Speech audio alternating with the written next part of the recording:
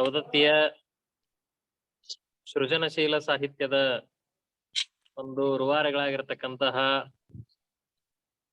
ಖ್ಯಾತ ವಾಗ್ಮಿಗಳು ಶಿಕ್ಷಣದಲ್ಲಿ MA BEd ಮುಗಿಸಿ ಉಪನ್ಯಾಸಕರಾಗಿ ಸೇವೆ ಸಲ್ಲಿಸಿರುವಂತಹ ಶ್ರೀ ಶ್ರೀಧರ್ ಅಸಂಗಿಹಾಳ್ರವರು ಕ್ರಿಯಾಶೀಲ ಒಬ್ಬ ಯುವಕರು. ನಾಡಿನ ಉದ್ದಗಲಕ್ಕೂ ಸಂಚರಿಸಿ ಅನೇಕ ರೀತಿಯಾಗಿರ್ತಕ್ಕಂತಹ ವಿಷಯಗಳಲ್ಲಿ ಉಪನ್ಯಾಸವನ್ನ ಅವರು ನೀಡಿದ್ದಾರೆ. ಕರ್ನಾಟಕದ ಎಲ್ಲ ಕ್ಷೇತ್ರಗಳ ಸ್ವಾಮೀಜಿಗಳ ಬಳಿ, ಎಲ್ಲ ಜಾತಿಯ ಎಲ್ಲ ಧರ್ಮದ ಸ್ವಾಮೀಜಿಗಳ ಬಳಿ ನಿಕಟವಾದ ಸಂಪರ್ಕವನ್ನು ಹೊಂದಿದಂತ ಶ್ರೀಧರ್ ಅಸಂಗಿಹಾಳ್ರವರು ಚಿಕ್ಕ ವಯಸ್ಸಿನಲ್ಲಿ ಬಹಳ ಹೆಚ್ಚು ಸಾಧನೆಯನ್ನ ಮಾಡಿದಂತಹ ವ್ಯಕ್ತಿ ಮತ್ತು ಚಿದಂಬರ ಮಹಾಸ್ವಾಮಿಗಳ ಶೇಷಾಚಲ ಸದ್ಗುರುಗಳ ಮೇಲೆ ವಿಶೇಷವಾಗಿರ್ತಕ್ಕಂತಹ ಗೌರವ ಅಭಿಮಾನವನ್ನ ಹೊಂದಿದಂತಹ ಶ್ರೀಧರ್ ಅಸಂಗಿಹಾಳ್ರವರು ಈ ದಿನ ಸತ್ಸಂಗ ಕಾರ್ಯಕ್ರಮವನ್ನು ನಡೆಸ್ಕೊಡ್ಬೇಕಂತ ಹೇಳಿ ಎಲ್ಲರ ಪರವಾಗಿ ಅವ್ರನ್ನ ಕೇಳ್ಕೊತೀನಿ. ಅವರು ಒಳ್ಳೆ ಮನಸ್ಸು ಭಾವನೆಯಿಂದ ಹೊಂದಿರುವಂತವರು, ಒಳ್ಳೆ ಕ್ರಿಯಾಶೀಲ ವ್ಯಕ್ತಿಗಳು. ಅವ್ರು ಇವತ್ತು ಸತ್ಸಂಗವನ್ನ ಶೇಷಾಚಲ ಸತ್ಸಂಗದಲ್ಲಿ ನಡೆಸ್ಕೊಡ್ತಾ ಇದ್ದಾರೆ. ಅವ್ರನ್ನ ಸ್ವಾಗತಿಸಿ ಅವರು ಸತ್ಸಂಗ ಕಾರ್ಯಕ್ರಮವನ್ನು ನಡೆಸ್ಕೊಡ್ಬೇಕಾಗಿ ಅವರಲ್ಲಿ ಕೇಳ್ಕೊತಾ ಇದ್ದೇನೆ.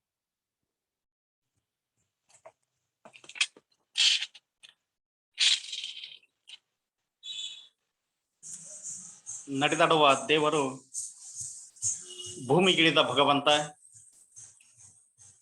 ಜನರ ಉದ್ಧಾರಕ, ಸಮಾಜ ಸುಧಾರಕ, ಬದುಕಿನ ಚಿಂತನ ಮಂಥನಗಳನ್ನೆಲ್ಲ ಉಣಬಡಿಸಿ ಜಾತಿ ಮತ ಧರ್ಮಗಳೆಲ್ಲವನ್ನ ಮೀರಿ ಸಮಾಜದ ಐಕ್ಯತೆಗಾಗಿ, ಸಮಾನತೆಗಾಗಿ ಹೋರಾಟವನ್ನ ಮಾಡಿ ಪವಾಡ ಪುರುಷ ಎನಿಸಿಕೊಂಡಿರ್ತಕ್ಕಂತಹ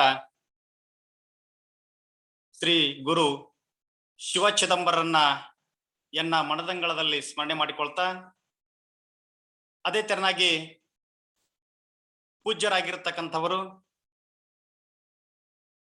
ಚಿದಂಬರ ಸಮಕಾಲೀನರು ಶೇಷಾಚಲ ಮಹಾಸ್ವಾಮೀಜಿಗಳ ಪಾದವಿರಂದಕ್ಕೆ ಹಣೆ ಮಾಡಿದ್ದು, ಶೇಷಾಚಲ ಸತ್ಸಂಗ ಅಂತಕ್ಕಂಥ ಒಂದು ಅದ್ಭುತವಾದ ವಿಷಯವನ್ನ ಆಯ್ಕೆ ಮಾಡಿಕೊಂಡು ಹಲವಾರು ಜನ ಸಾಧಕರಿಗೆ, ಶಿವಶರಣರಿಗೆ, ಸ್ವಾಮೀಜಿಗಳಿಗೆ ವಿಶೇಷವಾಗಿರ್ತಕ್ಕಂಥ ಉಪನ್ಯಾಸವನ್ನ ನೀಡಲಿಕ್ಕೆ ಅನುವು ಮಾಡಿಕೊಟ್ಟಿರ್ತಕ್ಕಂತಹ ಪರಮ ಪೂಜ್ಯರಾದ ಆತ್ಮೀಯರು, ಸಹೃದಯಿಗಳಾಗಿರ್ತಕ್ಕಂಥ ಮಾತೃದಯಿ ಪರಮ ಪೂಜ್ಯ ಶ್ರೀ ವಿಶ್ವನಾಥ್ ಚಕ್ರವರ್ತಿ ಪರಮ ಪೂಜ್ಯರ ಪಾದವಿರಂದಕ್ಕೆ ಹಣೆ ಮಾಡಿದ್ದು, ಇಂದಿನ ಸತ್ಸಂಗದ ವಿಷಯ ವೀರ್ ವಿನಾಯಕ್ ದಾಮೋದರ್ ಸಾವರ್ಕರ್ ಅವರ ಕುರಿತು ಮಾತನಾಡಲಿಕ್ಕೆ, ಉಪನ್ಯಾಸವನ್ನ ನೀಡಲಿಕ್ಕೆ ಅವಕಾಶ ಮಾಡಿಕೊಟ್ಟಿರ್ತಕ್ಕಂಥ ಪೂಜ್ಯರ ಪಾದಕ್ಕೆ ಹಣೆ ಮಾಡಿದ್ದು, ಅದೇ ತೆರನಾಗಿ ಕಾರ್ಯಕ್ರಮದ ಸಾನ್ನಿಧ್ಯ ವಹಿಸಿರ್ತಕ್ಕಂಥ ಮತ್ತೋರ್ವ ಪೂಜ್ಯರಾದ ಪರಮ ಪೂಜ್ಯ ಪ್ರಸನ್ನ ಬಾಪು ಸುಂದರೇಶ್ ದೀಕ್ಷಿತರ ಪಾದಾವಿರಂದಕ್ಕೆ ಹಣೆ ಮಾಡಿದ್ದು, ನನ್ನೆರಡು ಮಾತುಗಳನ್ನ ನಿಮ್ಮ ಮುಂದೆ ಹೇಳಲಿಕ್ಕೆ ಇಷ್ಟಪಡ್ತಾ ಇದ್ದೇನೆ.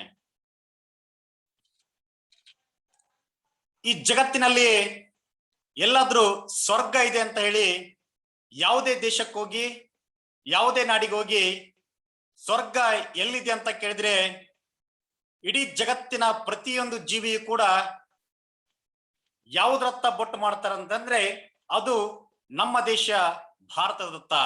ಸ್ವರ್ಗ ಅಂತಕ್ಕಂಥದ್ದು ಎಲ್ಲಿದೆ ಅಂತಂದ್ರೆ ಅದು ನನ್ನ ಭಾರತದಲ್ಲಿದೆ ಅಂತಕ್ಕಂಥದ್ದನ್ನ ಪ್ರತಿಯೊಬ್ಬರು ಎದೆ ತಟ್ಟಿಕೊಂಡು ಹೇಳಬೇಕಾಗಿರ್ತಕ್ಕಂಥ ಒಂದು ಅದ್ಭುತವಾಗಿರ್ತಕ್ಕಂಥ ಸಂಗತಿ. ಯಾಕೆ ಭಾರತವನ್ನ ಸ್ವರ್ಗ ಅಂತ ಕರಿತೀವಿ? ಯಾಕೆ ಭಾರತವನ್ನ ಪರಮ ಪುಣ್ಯವಂತರ ನಾಡು ಅಂತ ಕರಿತೀವಿ? ಯಾಕೆ ಭಾರತವನ್ನ ಇಡೀ ದೇಶ, ಇಡೀ ಜಗತ್ತು ಏನಂತ ಕರೀತೆ ಅಂತಂದ್ರೆ ಭಾರತ ಪುಣ್ಯವಂತರ ನಾಡು ಅಂತ ಕರೀತೆ? ಅದಕ್ಕೆಲ್ಲ ಕಾರಣ ಏನಪ್ಪಾ ಅಂತಂದ್ರೆ ಶ್ರೀಕೃಷ್ಣ ಪರಮಾತ್ಮ ಒಂದು ಮಾತನ್ನು ಹೇಳ್ತಾರೆ, ಧರ್ಮ ಸಂಸ್ಥಾಪನಾರ್ಥಾಯ ಸಂಭವಾಮಿ ಯುಗೆ ಯುಗೆ ಅಂತ ಹೇಳಿ. ಯಾವಾಗ ಈ ಜಗತ್ತಿನಲ್ಲಿ ಅನ್ಯಾಯ, ಅಕ್ರಮಗಳು, ಅಧರ್ಮಗಳು ತಾಂಡವಾಡುತ್ತೋ ಆವಾಗ ನಾನು ಬೇರೆ ಬೇರೆ ರೀತಿಯಾಗಿರ್ತಕ್ಕಂಥ ಅವತಾರವನ್ನು ಎತ್ತಿ ಈ ಭೂಮಿಗೆ ಬರ್ತೀನಿ ಅಂತ ಹೇಳ್ತಾರೆ. ಬರ್ತಕ್ಕಂಥ ಭಗವಂತ ಒಬ್ಬನೇ ಆದ್ರೂ ಆತನ ಆಕಾರಗಳು, ವಿಚಾರಗಳು, ಚಿಂತನೆಗಳು, ಬರ್ತಕ್ಕಂಥ ರೂಪಗಳು ಮಾತ್ರ ಬೇರೆ ಬೇರೆ ಆಗಿರ್ತವೆ. ಅದಕ್ಕೆ ಚಿದಂಬರರು ಸಾಕ್ಷಿಯಾಗಿದ್ದಾರೆ, ಶೇಷಾಚಲ ಮಹಾಸ್ವಾಮಿಗಳು ಸಾಕ್ಷಿಯಾಗಿದ್ದಾರೆ, ಬಸವಾದಿ ಶಿವಶರಣರು ಸಾಕ್ಷಿಯಾಗಿದ್ದಾರೆ. ಈ ಭೂಮಿ ಮೇಲೆ ಅವತರಿಸಿರ್ತಕ್ಕಂಥ ಶಿವಶರಣರು, ಸಂತರು, ಮಹಾಂತರು, ಚಿಂತಕರು ಇವರೆಲ್ಲ ಸಾಕ್ಷೀಕರಿಸಿರ್ತಕ್ಕಂಥವರು. ಅದಕ್ಕೆ ಭಾರತವನ್ನ ಪುಣ್ಯವಂತರ ನಾಡು ಅಂತ ಕರೀತಾರೆ. ವಿದೇಶದಿಂದ ಯಾರಾದ್ರೂ ಭಾರತಕ್ಕೆ ಬಂದ್ರೆ ವಿಮಾನದಿಂದ ಕೆಳಗಿಳಿದ ತಕ್ಷಣ ಮೊದಲು ಅವ್ರು ಮಾಡ್ತಕ್ಕಂಥ ಕೆಲಸ ಏನಪ್ಪಾ ಅಂತಂದ್ರ ಭಾರತದ ಈ ಮಣ್ಣಿಗೆ ಗೌರವವನ್ನು ಸಲ್ಲಿಸಿ ನಮಸ್ಕರಿಸಿರ್ತಾರೆ. ಅದಕ್ಕೆಲ್ಲ ಕಾರಣ ಏನಪ್ಪಾ ಅಂತಂದ್ರ ಈ ನನ್ನ ಭಾರತದಲ್ಲಿರ್ತಕ್ಕಂಥ ಈ ಸಂಸ್ಕೃತಿ ಏನಿದೆ, ಭವ್ಯ ಭಾರತದ ಸಂಸ್ಕೃತಿ ಇಡೀ ಜಗತ್ತಿಗೆ ಚಿರಪರಿಚಿತವಾಗಿರ್ತಕ್ಕಂತಹ ಒಂದು ಭವ್ಯವಾದ ನಾಡಿನ ಒಂದು ಸಂಗತಿಯಾಗಿದೆ. ಇನ್ನು ಭಾರತ ಎಂದ ಕ್ಷಣ ನಾವು ಕೇವಲ ಆಧ್ಯಾತ್ಮ ಚಿಂತನೆ ಮಂಥನಗಳನ್ನ ಮಾಡೋದಷ್ಟೇ ಅಲ್ಲ, ಈ ನನ್ನ ಭಾರತ ಏನಿದೆ ಅಂತ ಅಂತಂದ್ರೆ ಇಡೀ ವಿಶ್ವಕ್ಕೆ ವಿಶ್ವಗುರುವಾಗಿರ್ತಕ್ಕಂಥದ್ದು. ಕಾರಣ ಏನಪ್ಪಾ ಅಂತಂದ್ರ ಇಲ್ಲಿ ನಮ್ಮನ್ನ ಆಳ್ವಿಕೆ ಮಾಡ್ಬೇಕಂತೇಳಿ ಬಂದಿರತಕ್ಕಂತ ಕೆಂಪು ಮಸಡಿಯ ಆಂಗ್ಲರನ್ನು ಕೂಡ ಬಡಿದೆಬ್ಬಿಸಿ ಅವ್ರೆಲ್ಲರನ್ನ ರುಂಡ ಚಂಡಾಡಿ ವೀರ ಕಲಿಗಳೆನಿಸಿಕೊಂಡಿರ್ತಕ್ಕಂತ ಪರಮ ಪುಣ್ಯ ದೇಶ ನನ್ನ ಭಾರತ. ಇಲ್ಲಿ 1757ರಲ್ಲಿ ಪ್ಲಾಸಿ ಕದನ ಆಯಿತು. ಪ್ಲಾಸಿ ಕದನದ ನಂತರ ಭಾರತದಲ್ಲಿ ಒಂದು ವಿಶೇಷವಾಗಿರ್ತಕ್ಕಂಥ ಕ್ರಾಂತಿ ಶುರು ಆಗುತ್ತೆ ಅಂತ ಎಲ್ಲರೂ ಅನ್ಕೊಂಡಿದ್ರು. ಆದ್ರೆ 100 ವರ್ಷಗಳ ಕಾಲ, ಸುಮಾರು 1857ರವರೆಗೆ ಯಾವಾಗ ಪ್ರಥಮ ಸ್ವಾತಂತ್ರ್ಯ ಸಂಗ್ರಾಮ ಶುರುವಾಯಿತು ಅಲ್ಲಿಯವರೆಗೂ ಕೂಡ ಭಾರತದಲ್ಲಿ ಶಾಂತಿಯುತವಾಗಿ ಬ್ರಿಟಿಷರೊಂದಿಗೆ ಕದನಕ್ಕಿಳಿದವರು ನನ್ನ ವೀರ ಭಾರತೀಯರೆಲ್ಲರೂ. ಯಾಕಂದ್ರೆ ನಮ್ಮ ಸಂಸ್ಕೃತಿಯಲ್ಲಿ ಎಷ್ಟು ವೀರಾವೇಶ ಇದೆಯೋ ಅಷ್ಟೇ ಶಾಂತಿ, ನೀತಿ, ಧರ್ಮ, ಆಧ್ಯಾತ್ಮವು ಕೂಡ ಈ ನಾಡಿನ ಮಣ್ಣಿನ ಗುಣಕ್ಕೆ ಅಂಟಿಕೊಂಡಿರ್ತಕ್ಕಂಥದ್ದು. 1857ರ ಪ್ರಥಮ ಸ್ವಾತಂತ್ರ್ಯ ಸಂಗ್ರಾಮದ ಹೋರಾಟ ಏನು ಶುರು ಆಯಿತು ಆಂಗ್ಲರ ವಿರುದ್ಧ, ಅವಾಗ ನನ್ನ ಇಡೀ ದೇಶದ ಜನ ಇಡೀ ಜಗತ್ತಿಗೆ ಒಂದು ಅದ್ಭುತವಾಗಿರ್ತಕ್ಕಂಥ ಸಂದೇಶವನ್ನ ಸಾರ್ತಾರೆ. 1947 ಸ್ವಾತಂತ್ರ್ಯ ಸಿಗುವ ಮುಂಚೆ 1857ರಲ್ಲಿ ಒಂದು ದಂಗೆ ಆಯ್ತು. ಅದನ್ನ ನಾವು ಬ್ರಿಟಿಷರ್ ಅದನ್ನ ಸಿಪಾಯಿ ದಂಗೆ ಅಂತ ಕರೆದ್ರು. ಆದ್ರೆ ಅದನ್ನ ಒಬ್ಬ ವ್ಯಕ್ತಿ ಮಾತ್ರ ಅದನ್ನ ಏನಂತ ಹೆಸರಿಟ್ಟು ಕರೆದ್ರ ಅಂತಂದ್ರೆ ಪ್ರಥಮ ಸ್ವಾತಂತ್ರ್ಯ ಸಂಗ್ರಾಮ. ಇದು ಭಾರತದ ಹುಲಿಗಳ ಒಂದು ಅದ್ಭುತವಾಗಿರ್ತಕ್ಕಂಥ ಕ್ರಾಂತಿ ಅಂತ ಕರೆದ್ರು. ಆ ವ್ಯಕ್ತಿ ಬಗ್ಗೆ ಹೇಳ್ತಾ ಹೋದ್ರೆ ಒಂದು ದಿನ ಆಗ್ಲಿ, ಒಂದು ಉಪನ್ಯಾಸದಲ್ಲಾಗ್ಲಿ, ಒಂದು ತಿಂಗಳಾಗ್ಲಿ, ಒಂದು ವರ್ಷವಾಗ್ಲಿ, ನಮ್ಮ ಇಡೀ ಜೀವಮಾನ ಪೂರ್ತಿಯಾಗ್ಲಿ ಅದನ್ನ ಅವ್ರ ಬಗ್ಗೆ ಹೇಳ್ತಾ ಹೋದ್ರೆ ಮುಗಿಯದೇ ಇರ್ತಕ್ಕಂಥ ವಿಷಯ ಯಾರಾದ್ರೂ ಇದ್ರೆ ಅದು ನಮ್ಮ ವೀರ ಯೋಧನ ಬಗ್ಗೆ. ಹಾಗಾದ್ರೆ ಆ ವೀರ ಕೇಸರಿ ಯಾರು ಅನ್ನೋದನ್ನ ನಮಗೆಲ್ಲ ಒಂದ್ಸರಿ ಪರಿಚಯ ಮಾಡ್ಲಿಕ್ಕೆ ಈಗ ಅನುಕೂಲ ಆಗ್ತಾ ಇದೆ. 1857ರ ಸ್ವಾತಂತ್ರ್ಯ ಸಂಗ್ರಾಮ ನಡೆದಿರ್ತಕ್ಕಂಥ ಸಂದರ್ಭದಲ್ಲಿ ಆಗ ಪ್ಲೇಗ್ ರೋಗ ಇಡೀ ಭಾರತದ ತುಂಬಾ ಹರಡಿಕೊಂಡು ಬಿಡುತ್ತೆ. ಯಾವಾಗ ಪ್ಲೇಗ್ ರೋಗ ಹರಡಿಕೊಳ್ಳುತ್ತೋ ಅವಾಗ ಬ್ರಿಟಿಷ್ ಸರ್ಕಾರ ಅಧಿಕಾರದಲ್ಲಿರುತ್ತೆ. ಬ್ರಿಟಿಷ್ ಸರ್ಕಾರ ಅಧಿಕಾರದಲ್ಲಿದ್ದಾಗ ಪ್ಲೇಗ್ ರೋಗ ಬಂದ್ರೆ ಸಾಕು, ಮನೆಯಲ್ಲಿರ್ತಕ್ಕಂಥವ್ರು ಎಲ್ಲರೂ ಕೂಡ ಸತ್ತು ಹೋಗ್ಬಿಡ್ತಿದ್ರು. ಯಾವಾಗ ಇಡೀ ದೇಶದಲ್ಲಿರ್ತಕ್ಕಂಥ ಜನ ರೋಗದಿಂದ ಬಳಲಿ ಬಂಡಾಗಿದ್ದಾಗ ಬ್ರಿಟಿಷ್ ಸರ್ಕಾರ ಕೇಕೆಯನ್ನು ಹಾಕ್ತಾ ತನ್ನ ದರ್ಪ ದೌಲತ್ತುಗಳನ್ನ ತೋರಿಸ್ತಾನೆ ಇತ್ತು. ಅದೆಲ್ಲವನ್ನ ಭಾರತೀಯರು ಶಾಂತಿಯುತವಾಗಿ ನೋಡ್ತಾ ಇದ್ರು. ಎದೆಯಲ್ಲಿ ಬೆಂಕಿ ಉಂಡೆಯನ್ನು ಉಟ್ಕೊಂಡು ಸುಮ್ಮನೆ ನೋಡ್ತಾನೆ ಇದ್ರು. ಎಲ್ಲರೂ ಸುಮ್ಮನೆ ಕುಳಿತಾಗ ಚಾಪೇಕರ್ ಅಂತ ಸಹೋದರರು ಏನ್ ಮಾಡ್ತಾರಪ್ಪ ಅಂತಂದ್ರ ಬ್ರಿಟಿಷರ ವಿರುದ್ಧ ದಂಗೆ ಹೇಳ್ತಾರ. ಯಾಕೆ ದಂಗೆ ಹೇಳ್ತಾರಪ್ಪ ಚಾಪೇಕರ್ ಸಹೋದರ ಅಂತಂದ್ರೆ ಬಿಡಿ ಭಾರತದ ತುಂಬಾ ಪ್ಲೇಗ್ ರೋಗ ಆಗಮಿಸಿದೆ. ಪ್ಲೇಗ್ ರೋಗ ಬಂದು ಇಡೀ ಭಾರತದಲ್ಲಿರ್ತಕ್ಕಂಥ ಜನರೆಲ್ಲ ಸಾಯ್ತಾ ಇದ್ದಾರೆ ರೋಗದಿಂದ. ಅವಾಗ ರ್ಯಾಂಡ್ ಅಂತಕ್ಕಂಥ ಒಬ್ಬ ಬ್ರಿಟಿಷ್ ಅಧಿಕಾರಿ ಏನ್ ಮಾಡ್ತಾನಪ್ಪ ಅಂತಂದ್ರೆ ಇಡೀ ಭಾರತದಲ್ಲಿರ್ತಕ್ಕಂಥ ಪ್ಲೇಗ್ ರೋಗ ಯಾರಿಗೆ ಬಂದಿರುತ್ತೋ ಅವರನ್ನ ಜೀವಂತವಾಗಿ ಸುಡೋದಕ್ಕೆ ಶುರು ಮಾಡ್ತಾನೆ. ಯಾವಾಗ ಆತ ಭಾರತೀಯರ ಜೀವಂತವಾಗಿ ಸುಡೋಕ್ ಶುರು ಮಾಡ್ತಾನೋ, ಮನೆಗೆ ಬೆಂಕಿ ಹಚ್ಚೋಕೆ ಶುರು ಮಾಡ್ತಾನೋ, ಯಾವಾಗ ಜನರನ್ನೆಲ್ಲ ಜೀವಂತವಾಗಿ ಸಾಯಿಸೋದಕ್ಕೆ ಶುರು ಮಾಡ್ತಾನೋ ಅವಾಗ ದಂಗೆ ಎದ್ದಿರ್ತಕ್ಕಂಥವ್ರು ಆತನ ವಿರುದ್ಧ ಚಾಪೇಕರ್ ಸಹೋದರರು. ಚಾಪೇಕರ್ ಸಹೋದರರು ಬ್ರಿಟಿಷರ ಆಡಳಿತದಲ್ಲಿ ಇರ್ತಕ್ಕಂಥ ರ್ಯಾಂಡ್ ಅಂತಕ್ಕಂಥ ಅಧಿಕಾರಿಯನ್ನ ಮಾಡ್ತಕ್ಕಂತ ಆ ದೌರ್ಜನ್ಯವನ್ನ ತಡೆಗಟ್ಟೋದಕ್ಕೆ ಆ ರ್ಯಾಂಡ್ ಅನ್ನ ಏನ್ ಮಾಡ್ತಾರಪ್ಪ ಅಂತಂದ್ರ ಮಧ್ಯರಾತ್ರಿ ಆತನನ್ನ ಕರೆದುಕೊಂಡು ಬಂದು ಆತನ ರುಂಡವನ್ನ ಚೆಂಡಾಡಿ ಬಿಡ್ತಾರೆ. ಯಾವಾಗ ರ್ಯಾಂಡನನ್ನ ಚಾಪೇಕರ್ ಸಹೋದರರು ರುಂಡ ಚೆಂಡಾಡ್ತಾರೋ ಬ್ರಿಟಿಷರು ಎಚ್ಚರಗೊಳ್ತಾರೆ. ಭಯಂಕರವಾಗಿ ಎದೆಯಲ್ಲಿ ಭಯವನ್ನ ಆವರಿಸಿಕೊಂಡು ಬಿಡುತ್ತೆ ಬ್ರಿಟಿಷರಿಗೆ. ಅವಾಗ ಮೋಸದಿಂದ ನಮ್ಮ ಭಾರತೀಯರೇ ಅವರನ್ನ ಚಾಪೇಕರ್ ಸಹೋದರನ ಹಿಡಿದುಕೊಡ್ತಾರೆ. ಇಬ್ಬರು ಸಹೋದರರನ್ನ ಹಿಡ್ಕೊಳ್ತಾರೆ. ಒಬ್ಬ ಸಹೋದರನ ಮಾತ್ರ ಯಾರಿಗೂ ಕೈಗೂ ಸಿಗೋದಿಲ್ಲ. ಆ ಇಬ್ಬರು ಸಹೋದರರಿಗೆ ಗಲ್ಲು ಶಿಕ್ಷೆಯನ್ನ ವಿಧಿಸಲಿಕ್ಕೆ ಫರ್ಮಾನನ್ನ ಹೊರಡಿಸ್ತಾರೆ. ಅವಾಗ ಚಾಪೇಕರ್ ಸಹೋದರನ್ನ ಯಾರು ಹಿಡಿದುಕೊಟ್ಟಿದ್ರು ಆತನನ್ನ ಅದೇ ರ್ಯಾಂಡನನ್ನ ಕತ್ತರಿಸತಕ್ಕಂತಹ ಸ್ಥಳದಲ್ಲಿಯೇ ಉಳಿದಿರ್ತಕ್ಕಂತ ಮೂರನೇ ಸಹೋದರ ಚಾಪೇಕರ್ ಸಹೋದರ ಏನ್ ಮಾಡ್ತಾನೆ, ಹಿಡಿದುಕೊಟ್ಟಿರ್ತಕ್ಕಂತ ಆ ಭಾರತೀಯನ ರುಂಡವನ್ನ ಕತ್ತರಿಸಿ ಹಾಕ್ತಾನೆ. ಅವಾಗ ಮರುದಿನ ಪೇಪರ್ ಅಲ್ಲಿ ಒಂದು ಅದ್ಭುತವಾಗಿರ್ತಕ್ಕಂತ ವಿಷಯ ಬರೆಯುತ್ತಾರೆ. ಹಲವಾರು ಪತ್ರಿಕೆಗಳು ಬ್ರಿಟಿಷ್ ಅಧಿಕಾರಿಯಾಗಿರ್ತಕ್ಕಂಥ ರ್ಯಾಂಡನನ್ನು ಕೊಲೆ ಮಾಡಲಾಯಿತು ಅಂತ ಹೇಳಿ ಬರೀತಾರೆ. ಬರೆದಾಗ ಬಹಳಷ್ಟು ಜನ ಪೇಪರ್ ಅನ್ನ ಓದ್ತಾರೆ. ಆ ಪೇಪರ್ ಅನ್ನ ಓದಿರ್ತಕ್ಕಂತಹ ಹಲವಾರು ಲಕ್ಷಾಂತರ ಜನಗಳಲ್ಲಿ ಒಬ್ಬ ಪುಟ್ಟ ಬಾಲಕನೊಬ್ಬ ಪತ್ರಿಕೆಯನ್ನ ಓದುತ್ತಾ ಕೊಳ್ತಿರ್ತಾನೆ. ಆ ಬರೆದಿರ್ತಕ್ಕಂತ ಪ್ರತಿಯನ್ನ ನೋಡ್ತಾನೆ, ಚಾಪೇಕರ್ ಸಹೋದರರಿಂದ ರ್ಯಾಂಡಮ್ನ ಕೊಲೆ, ಬ್ರಿಟಿಷ್ ಅಧಿಕಾರಿ ರ್ಯಾಂಡನ್ನ ಕೊಲೆ ಅಂತ ಹೇಳಿ ಬರೆದಿರ್ತಾರೆ. ಅವಾಗ ಆ ಬಾಲಕ ಕೇಳ್ತಾನೆ ತನ್ನ ತಂದೆಗೆ, ಅಪ್ಪಾಜಿ, ರ್ಯಾಂಡ್ ಬ್ರಿಟಿಷ್ ಅಧಿಕಾರಿ ನನ್ನ ದೇಶಕ್ಕೆ ಆಗಮಿಸಿ ನನ್ನ ಮಣ್ಣಿನ ಗುಣದಲ್ಲಿ ತಿಳಿದುಕೊಂಡು ನನ್ನ ಜನರನ್ನ ಹತ್ಯೆ ಮಾಡಿ, ಅಂಥವನನ್ನ ನನ್ನ ಜನರು ಹತ್ಯೆ ಮಾಡಲಿಲ್ಲ, ಆತನ ಸಂಹಾರ ಮಾಡಿದ್ರು, ಆತನ ರುಂಡ ಚಂಡಾಡಿದ್ರು. ಅದಕ್ಕೆ ದುಷ್ಟ ಶಕ್ತಿಯನ್ನ ರುಂಡ ಚಂಡಾಡಿದ್ದನ್ನ ಕೊಲೆ ಅಂತ ಯಾಕೆ ಬರೆದ್ರು ಅಂತ ಕೇಳಿದಾಗ ಆತನ ತಂದೆಗೆ ರೋಮಾಂಚನ ಅನಿಸ್ಬಿಡುತ್ತೆ. 8 ವರ್ಷದ ಬಾಲಕನೊಬ್ಬ ಪೇಪರ್ದಲ್ಲಿ ಬಂದಿರತಕ್ಕಂತ ಆ ಹೋರಾಟದ ಕಥನವನ್ನ ಓದಿ ಅವಾಗ ತಂದೆಗೆ ಕೇಳಿರ್ತಕ್ಕಂತ ಪ್ರಶ್ನೆಯನ್ನ ನೋಡಿ ಆತನ ಎದೆಯಲ್ಲಿ ಭಾರತದ ಕ್ರಾಂತಿಯ ಕಿಡಿ ಹೊತ್ತುತ್ತಾ ಇದೆ ಅನ್ನೋದು ಗೊತ್ತಾಗುತ್ತೆ. ಆ ಬಾಲಕ ಯಾರು ಗೊತ್ತಾ?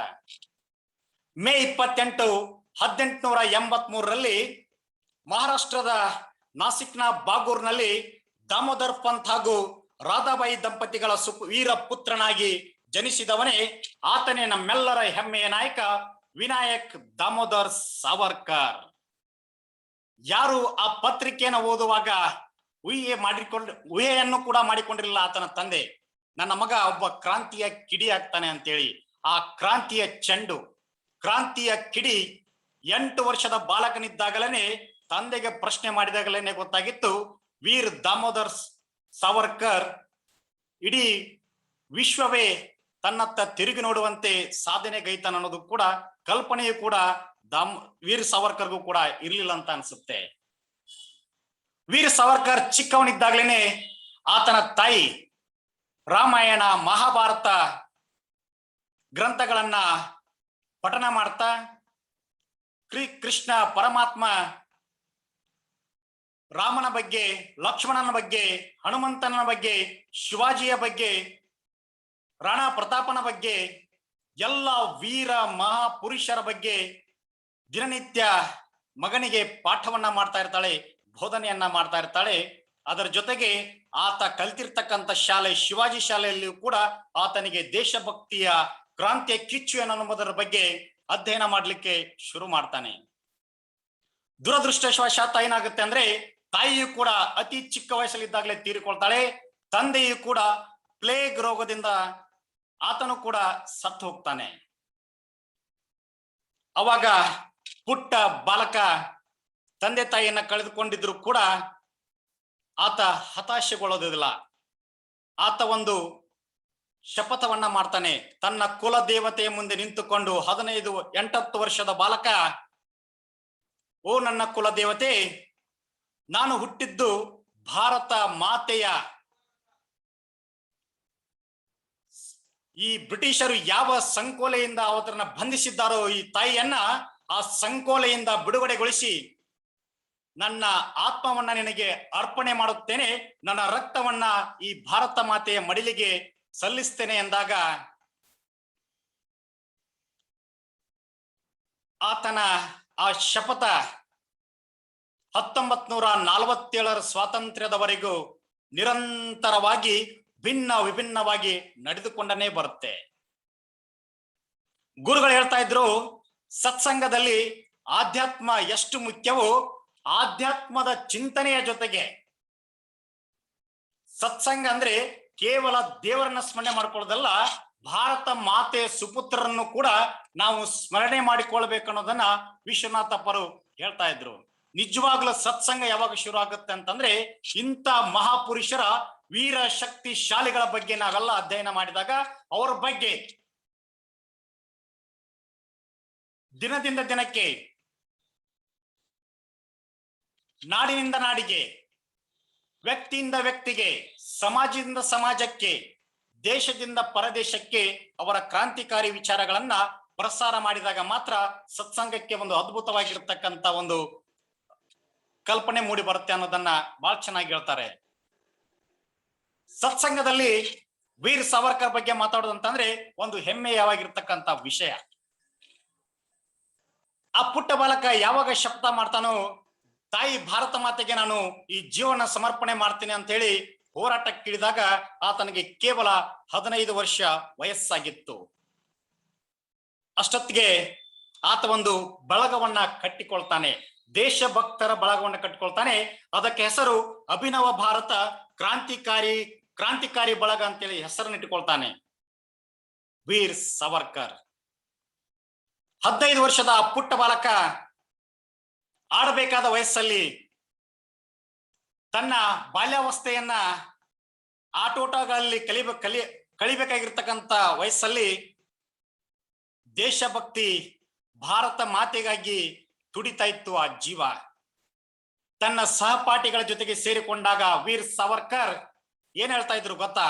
ಸಹಪಾಠಿಗಳು ಯಾರಾದ್ರೂ ಪಕ್ಕದಲ್ಲಿ ಬಂದ್ರೆ, ಓ ನನ್ನ ಗೆಳೆಯ, ನಾವು ಹುಟ್ಟಿದ್ದು ಏತಕ್ಕೆ, ನಾವೆಲ್ಲ ಜನ್ಮ ತಳೆದಿದ್ದು ಏತಕ್ಕಪ್ಪ ಅಂತಂದ್ರ ಭಾರತ ಮಾತೆಯ ಸಂಕೋಲೆಯನ್ನ ಬಿಡಿಸ್ಲಿಕ್ಕಾಗಿ, ಭಾರತ ಮಾತೆಯನ್ನ ಸ್ವತಂತ್ರಗೊಳಿಸ್ಲಿಕ್ಕಾಗಿ ನಾವು ಹುಟ್ಟಿದ್ದು. ಅದಕ್ಕೋಸ್ಕರ ನಾವಿದೆಲ್ಲವನ್ನ ಪಕ್ಕಕ್ಕಿಟ್ಟು ತಾಯಿ ಭಾರತ ಮಾತೆಯನ್ನ ಈ ಬ್ರಿಟಿಷರ ಸಂಕೋಲೆಯಿಂದ ಬಿಡಿಸ್ಲಿಕ್ಕೆ ಹೋರಾಟ ಮಾಡೋಣ ಅಂತ ಕೇಳ್ಕೊಳ್ತಾರೆ.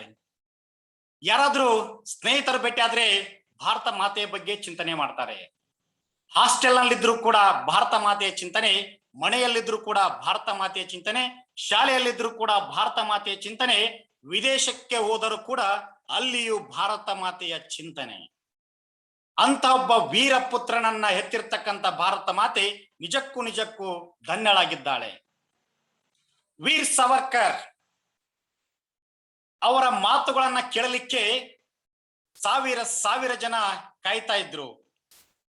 ಅತಿ ಪುಟ್ಟ ಬಾಲಕ, ಬಾಲ್ಯಾವಸ್ಥೆ ಪ್ರೌಢಾವಸ್ಥೆಗೆ ಬರುವಷ್ಟರಲ್ಲೇನೆ ದೇಶಕ್ಕಾಗಿ ಏನಾದರೂ ಒಂದು ಮಾಡ್ಬೇಕಂತಕ್ಕಂಥ ತುಡಿತ ಹೆಚ್ಚಾಗಿರುತ್ತೆ. ಅವಾಗ ಅಭಿನವ ಭಾರತ ಬಳಗವನ್ನ ಕಟ್ಟಿಕೊಂಡು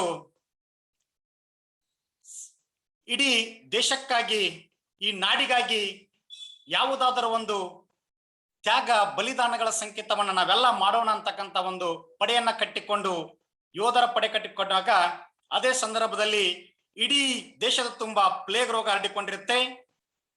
ಪ್ಲೇಗ್ ರೋಗ ಹರಡಿಕೊಂಡಾಗ ತಂದೆಯನ್ನು ಕಳ್ಕೊಂಡ್ರು, ತಾಯಿನೂ ತೀರ್ಕೊಂಡ್ರು. ಆ ಇರ್ತಕ್ಕಂಥ ಮನೆಯನ್ನ ಕೂಡ ಬಿಟ್ಟು ಆ ಎಲ್ಲ ಸಹೋದರರು ಬೇರೆ ಕಡೆಗೆ ಹೋಗಿ ವಾಸ ಮಾಡ್ಲಿಕ್ಕೆ ಶುರು ಮಾಡ್ತಾರೆ.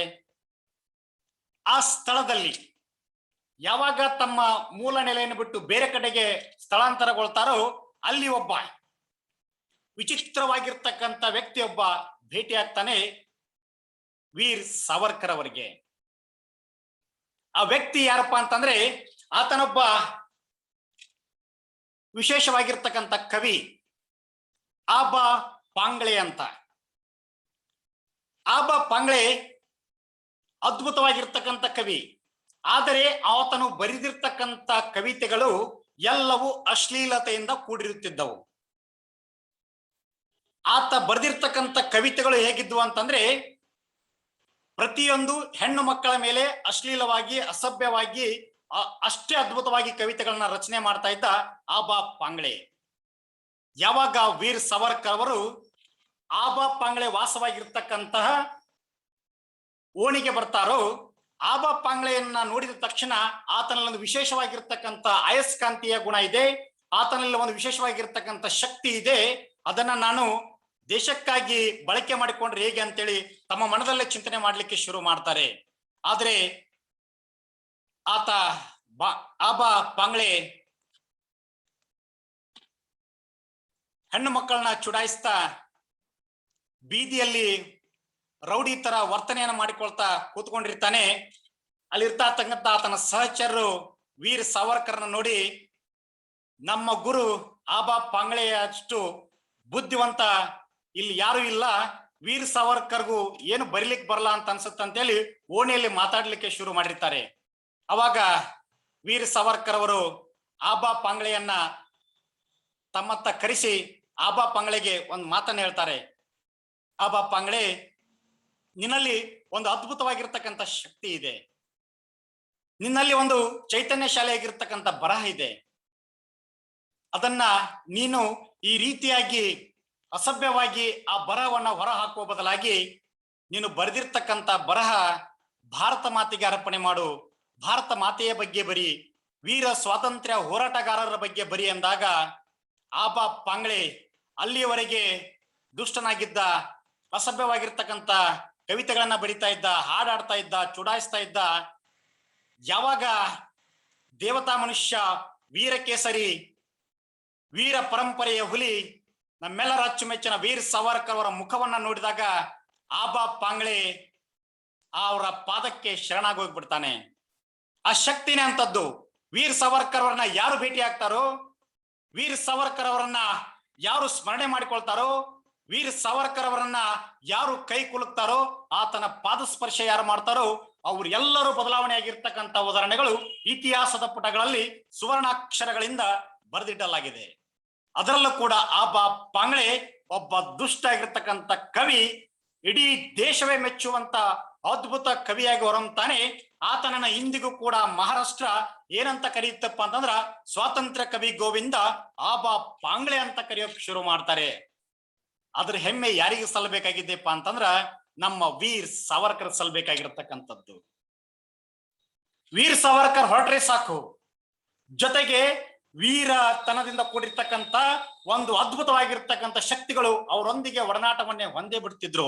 ಎಂತ ದುಷ್ಟ ವ್ಯಕ್ತಿಯೇ ಆಗಿರಲಿ, ಅವನೆಂತ ಆಲಸ್ಯತನದಿಂದ ಹೊಂದಿರ್ತಕ್ಕಂಥವೇ ಆಗಿರಲಿ, ವೀರ್ ಸಾವರ್ಕರ್ ಅವರ ಸಂಪರ್ಕ ಮಾಡಿದ ತಕ್ಷಣ ಆತ ಸಂಪೂರ್ಣವಾಗಿ ಬದಲಾಗಿ ಬಿಡ್ತಿದ್ದ. ಅಂತ ಶಕ್ತಿಯನ್ನ, ಅಂತ ಒಂದು ವಾಗ್ಜರಿಯನ್ನ ಆ ಭಾರತ ಮಾತೆ ವೀರ್ ಸಾವರ್ಕರ್ ಅವರಿಗೆ ಕೊಟ್ಬಿಟ್ಟಿದ್ಲು. ಯಾವಾಗ ಆಬಾ ಪಾಂಗ್ಳೆ ಅದ್ಭುತವಾಗಿರ್ತಕ್ಕಂಥ ಕವಿ ಆಗ್ತಾನೋ, ಇಡೀ ದೇಶವೇ ಹೆಮ್ಮೆ ಪಡ್ತಕ್ಕಂಥ ಕವಿ ಆಗ್ತಾನೆ, ಆತನಿಗಿಂತ ಸುಂದರವಾಗಿ ಬರಿತಕ್ಕಂಥ ಕಲೆ ನಮ್ಮ ವೀರ್ ಸಾವರ್ಕರ್ ಅವರಿಗೆ ಗೊತ್ತಿತ್ತು. ಬಹಳ ಅದ್ಭುತವಾಗಿ ಬರವನ್ನ ಬರಿತಾ ಇದ್ರು, ಕವಿತೆಗಳನ್ನ ಬರಿತಾ ಇದ್ರು, ಚಿಂತನೆಗಳನ್ನ ಬರಿತಾ ಇದ್ರು, ಮಂಥನಗಳನ್ನ ಮಾಡ್ತಾ ಇದ್ರು, ಅದ್ಭುತವಾಗಿ ಭಾಷಣವನ್ನು ಕೂಡ ಮಾಡ್ತಾ ಇದ್ರು. ಅವ್ರ ಮಾತುಗಳನ್ನ ಕೇಳಿದವರು ಯಾರೇ ಇರಲಿ, ಅವತ್ತಿನ ಬದಲಾವಣೆಯಲ್ಲಿ ಅವರ ಪಾತ್ರ ಬಹಳ ಹಿರಿದಾಗಿರ್ತಿತ್ತು. ಆಬಾ ಪಾಂಗ್ಳೆ ರಾಷ್ಟ್ರಭಕ್ತನಾದ ಒಬ್ಬ ಅದ್ಭುತವಾಗಿರ್ತಕ್ಕಂಥ ವ್ಯಕ್ತಿಯಾಗಿ ಮಾರ್ಪಾಟುಕೊಂಡ. ಆಮೇಲೆ ವೀರ್ ಸಾವರ್ಕರ್ ಅವರು ಅಷ್ಟಕ್ಕೆ ಸುಮ್ಮನಾಗ್ಲಿಲ್ಲ.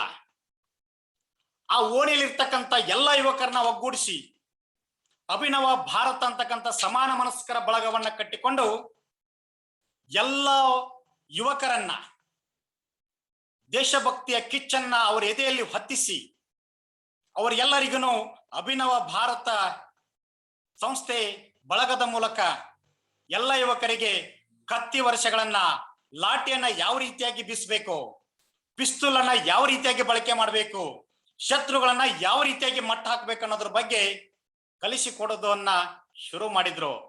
ಇಡೀ ಭಾರತದಲ್ಲಿ ಪ್ರಪ್ರಥಮ ಬಾರಿಗೆ ದುಷ್ಟರ ವಿರುದ್ಧ ಸಂಹಾರ ಯಾವ ರೀತಿಯಾಗಿ ಮಾಡ್ಬೇಕು ಅನ್ನೋದನ್ನ ಹೇಳಿಕೊಟ್ಟಿರ್ತಕ್ಕಂಥ ಬಳಗ ಯಾವ್ದಾದ್ರಿದ್ದೆ ಅದು ವೀರ್ ಸಾವರ್ಕರ್ ಹುಟ್ಟಾಕಿರ್ತಕ್ಕಂಥ ಅಭಿನವ ಭಾರತ ಬಳಗ ಅನ್ನೋದನ್ನ ನಾವು ಇದೇ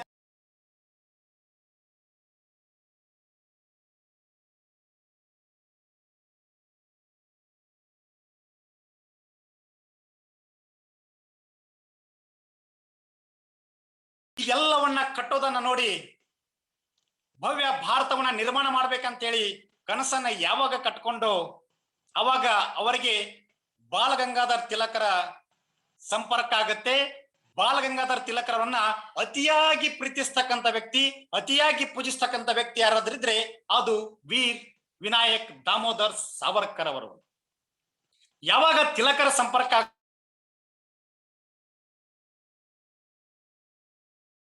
ಹೋರಾಟ, ಅಪಾರವಾಗಿರ್ತಕ್ಕಂಥ ಚಿಂತನೆಗಳು ಶುರು ಆಗುತ್ತೆ. ಅವಾಗ ಅಭಿನವ ಭಾರತ ಬಳಗದವರೆಲ್ಲರೂ ಒಂದು ಕಡೆ ಸೇರ್ಕೊಂಡು ಮೊದಲನೆಯ ಕ್ರಾಂತಿಗೆ ಮುನ್ನುಡಿಯನ್ನ ಬರೀತಾರೆ. ಅದು ಯಾವ್ದ ಕ್ರಾಂತಿಪ ಅಂತಂದ್ರೆ ವಿದೇಶ ವಸ್ತ್ರಗಳ ದಹನ. ಯಾಕೆ ವಿದೇಶ ವಸ್ತ್ರಗಳ ದಹನದ ಬಗ್ಗೆ ಮೊದಲ ಮುನ್ನುಡಿಯನ್ನ ಬರೀತಾರೆ ವೀರ್ ಸಾವರ್ಕರ್ ಅಂತಂದ್ರೆ, ಭಾರತದಲ್ಲಿರ್ತಕ್ಕಂಥ ವಸ್ತುಗಳನ್ನ ಬಳಕೆ ಮಾಡೋದ್ರ ಬದಲಾಗಿ ಎಲ್ಲವೂ ಕಚ್ಚಾ ವಸ್ತುಗಳನ್ನ ಭಾರತದಿಂದ ತೆಗೆದುಕೊಂಡು ಹೋಗಿ ಇಂಗ್ಲೆಂಡ್ ನಲ್ಲಿ ತಯಾರು ಮಾಡ್ಕೊಂಡು ಬಂದು ಭಾರತಕ್ಕೆ ಮರಳಿ ಅವುಗಳನ್ನ ದುಪ್ಪಟ್ಟು ಬೆಲೆಗೆ ಮಾರ್ತಾ ಇದ್ದ ಬ್ರಿಟಿಷರಿಗೆ ಅವರ ಎದೆಯಲ್ಲಿ ಭಯವನ್ನು ಹುಟ್ಟಿಸ್ಲಿಕ್ಕೆ, ಅವರ ಉದ್ಯೋಗವನ್ನ ನಾಶ ಮಾಡಲಿಕ್ಕೆ ವೀರ್ ಸಾವರ್ಕರ್ ಅವರು ವಿದೇಶ ವಸ್ತ್ರಗಳ ದಹನವನ್ನ ಮಾಡೋದಕ್ಕೆ ಒಂದು ಯಾಗವನ್ನ ಕೈಗೊಳ್ತಾರೆ. ಇಡೀ ಊರಿನ ತುಂಬಾ, ನಾಡಿನ ತುಂಬಾ, ದೇಶದ ತುಂಬಾ ವಿದೇಶ ವಸ್ತ್ರಗಳ ದಹನ, ವಿದೇಶ ವಸ್ತ್ರಗಳ ಕಾಮದಹನ ಅಂತೇಳಿ ಅವೆಲ್ಲವುಗಳನ್ನ ಸುಟ್ಟಾಕ್ಲಿಕ್ಕೆ ಎಲ್ಲ ಜನರನ್ನ ಸೇರಿಸ್ತಾರೆ. ಆ ಕಾರ್ಯಕ್ರಮಕ್ಕೆ ತಿಲಕರು ಕೂಡ ಆಗಮಿಸಿರ್ತಾರೆ. ಅಲ್ಲಿ ಇರ್ತಕ್ಕಂಥ ನೂರಾರು ಜನ, ಸಾವಿರಾರು ಜನ ಯುವಕರೆಲ್ಲ ಸೇರಿ ಅವರು ತೊಟ್ಟಿರ್ತಕ್ಕಂಥ ವಿದೇಶಿ ಬಟ್ಟೆಗಳೆಲ್ಲವನ್ನ ಒಂದ್ ಕಡೆ ಸೇರಿಸಿ ಗುಡ್ಡೆ ಹಾಕಿ ಬಾಲಗಂಗಾಧರ್ ತಿಲಕ್ ಅವರಿಂದ ಬೆಂಕಿಯನ್ನ ಆ ವಿದೇಶಿ ವಸ್ತ್ರಗಳಿಗೆ ದಹನ ಮಾಡಲಿಕ್ಕೆ ಚಾಲನೆಯನ್ನ ನೀಡ್ತಾರೆ.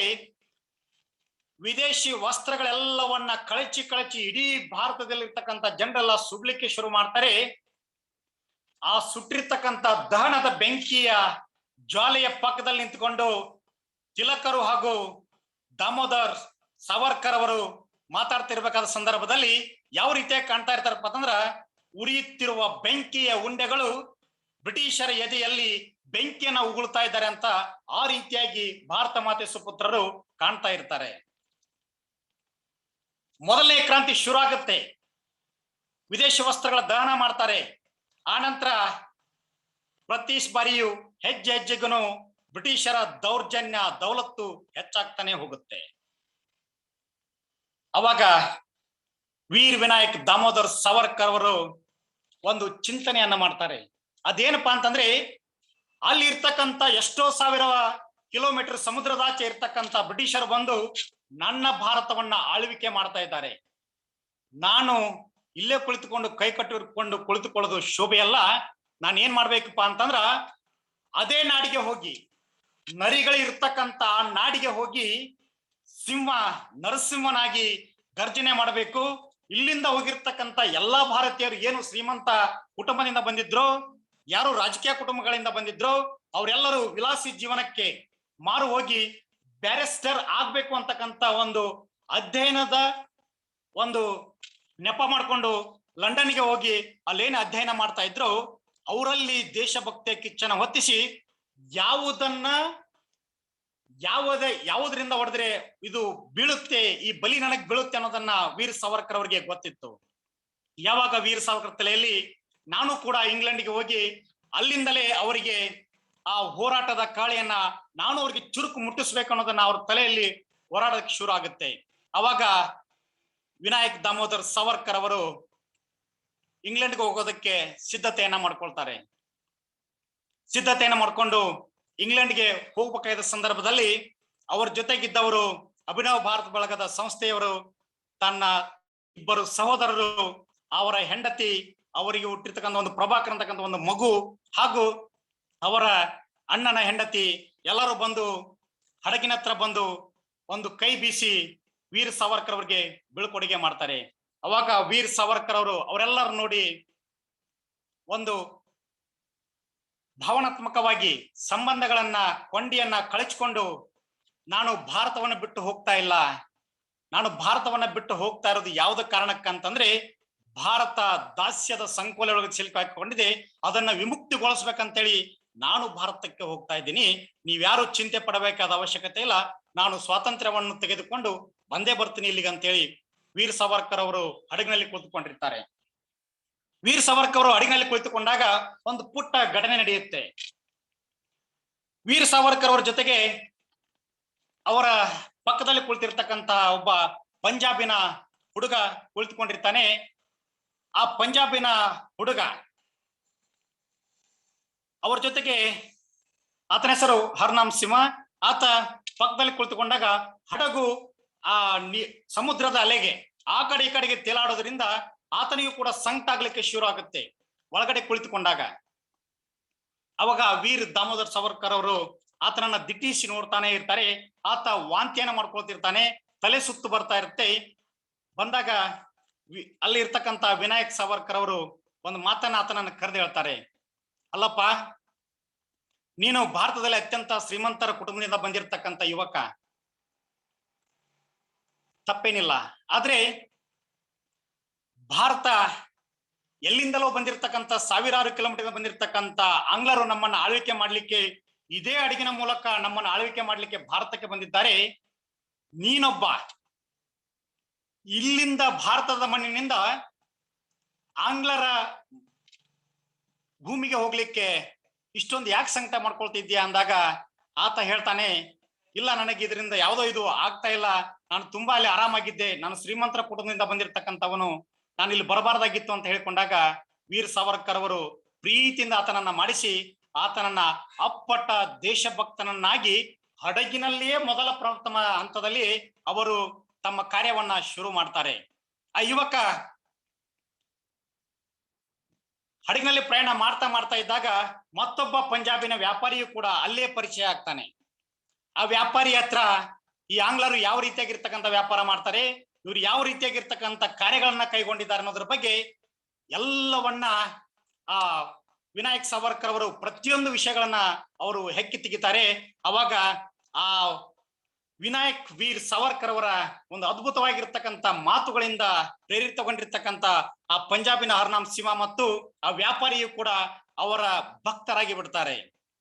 ಇನ್ನೇನು ಇಂಗ್ಲೆಂಡಿಗೆ ತೆರಳಿ ಅಲ್ಲಿ ಇರ್ತಕ್ಕಂಥ ಭಾರತೀಯರನ್ನ ದೇಶ ಭಕ್ತಿಯ ಕಿಚ್ಚನ್ನ ಹೊತ್ತಿಸ್ಬೇಕಂತಕ್ಕಂಥ ಒಂದು ಆಶೆ ಏನಿಟ್ಟುಕೊಂಡಿದ್ರು ವಿನಾಯಕ್ ಸಾವರ್ಕರ್ ಅವರು ಅದನ್ನ ಹಡಗಿನ ಪ್ರಥಮ ಹಂತದಲ್ಲೇ ಪ್ರಥಮ ಪ್ರಯಾಣದಲ್ಲೇ ಶುರು ಮಾಡಿರ್ತಾರೆ.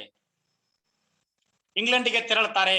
ಎಲ್ರು ಬ್ಯಾರಿಸ್ಟರ್ ಆಗ್ಬೇಕಂತ ಇಂಗ್ಲೆಂಡ್ಗೆ ಹೋದ್ರೆ ವೀರ್ ಸಾವರ್ಕರ್ ಅವರು ಭಾರತ ಮಾತೆಯನ್ನ ಬಂಧ ಮುಕ್ತಗೊಳಿಸ್ಬೇಕಂತೇಳಿ ಇಂಗ್ಲೆಂಡಿನ ಜಾಗಕ್ಕೆ ತೆರಳಿರ್ತಾರೆ. ಅಲ್ಲಿ ಹೋಗಿ ಆ ವ್ಯಕ್ತಿ ಸುಮ್ಮನೆ ಕೊಡೋದಿಲ್ಲ.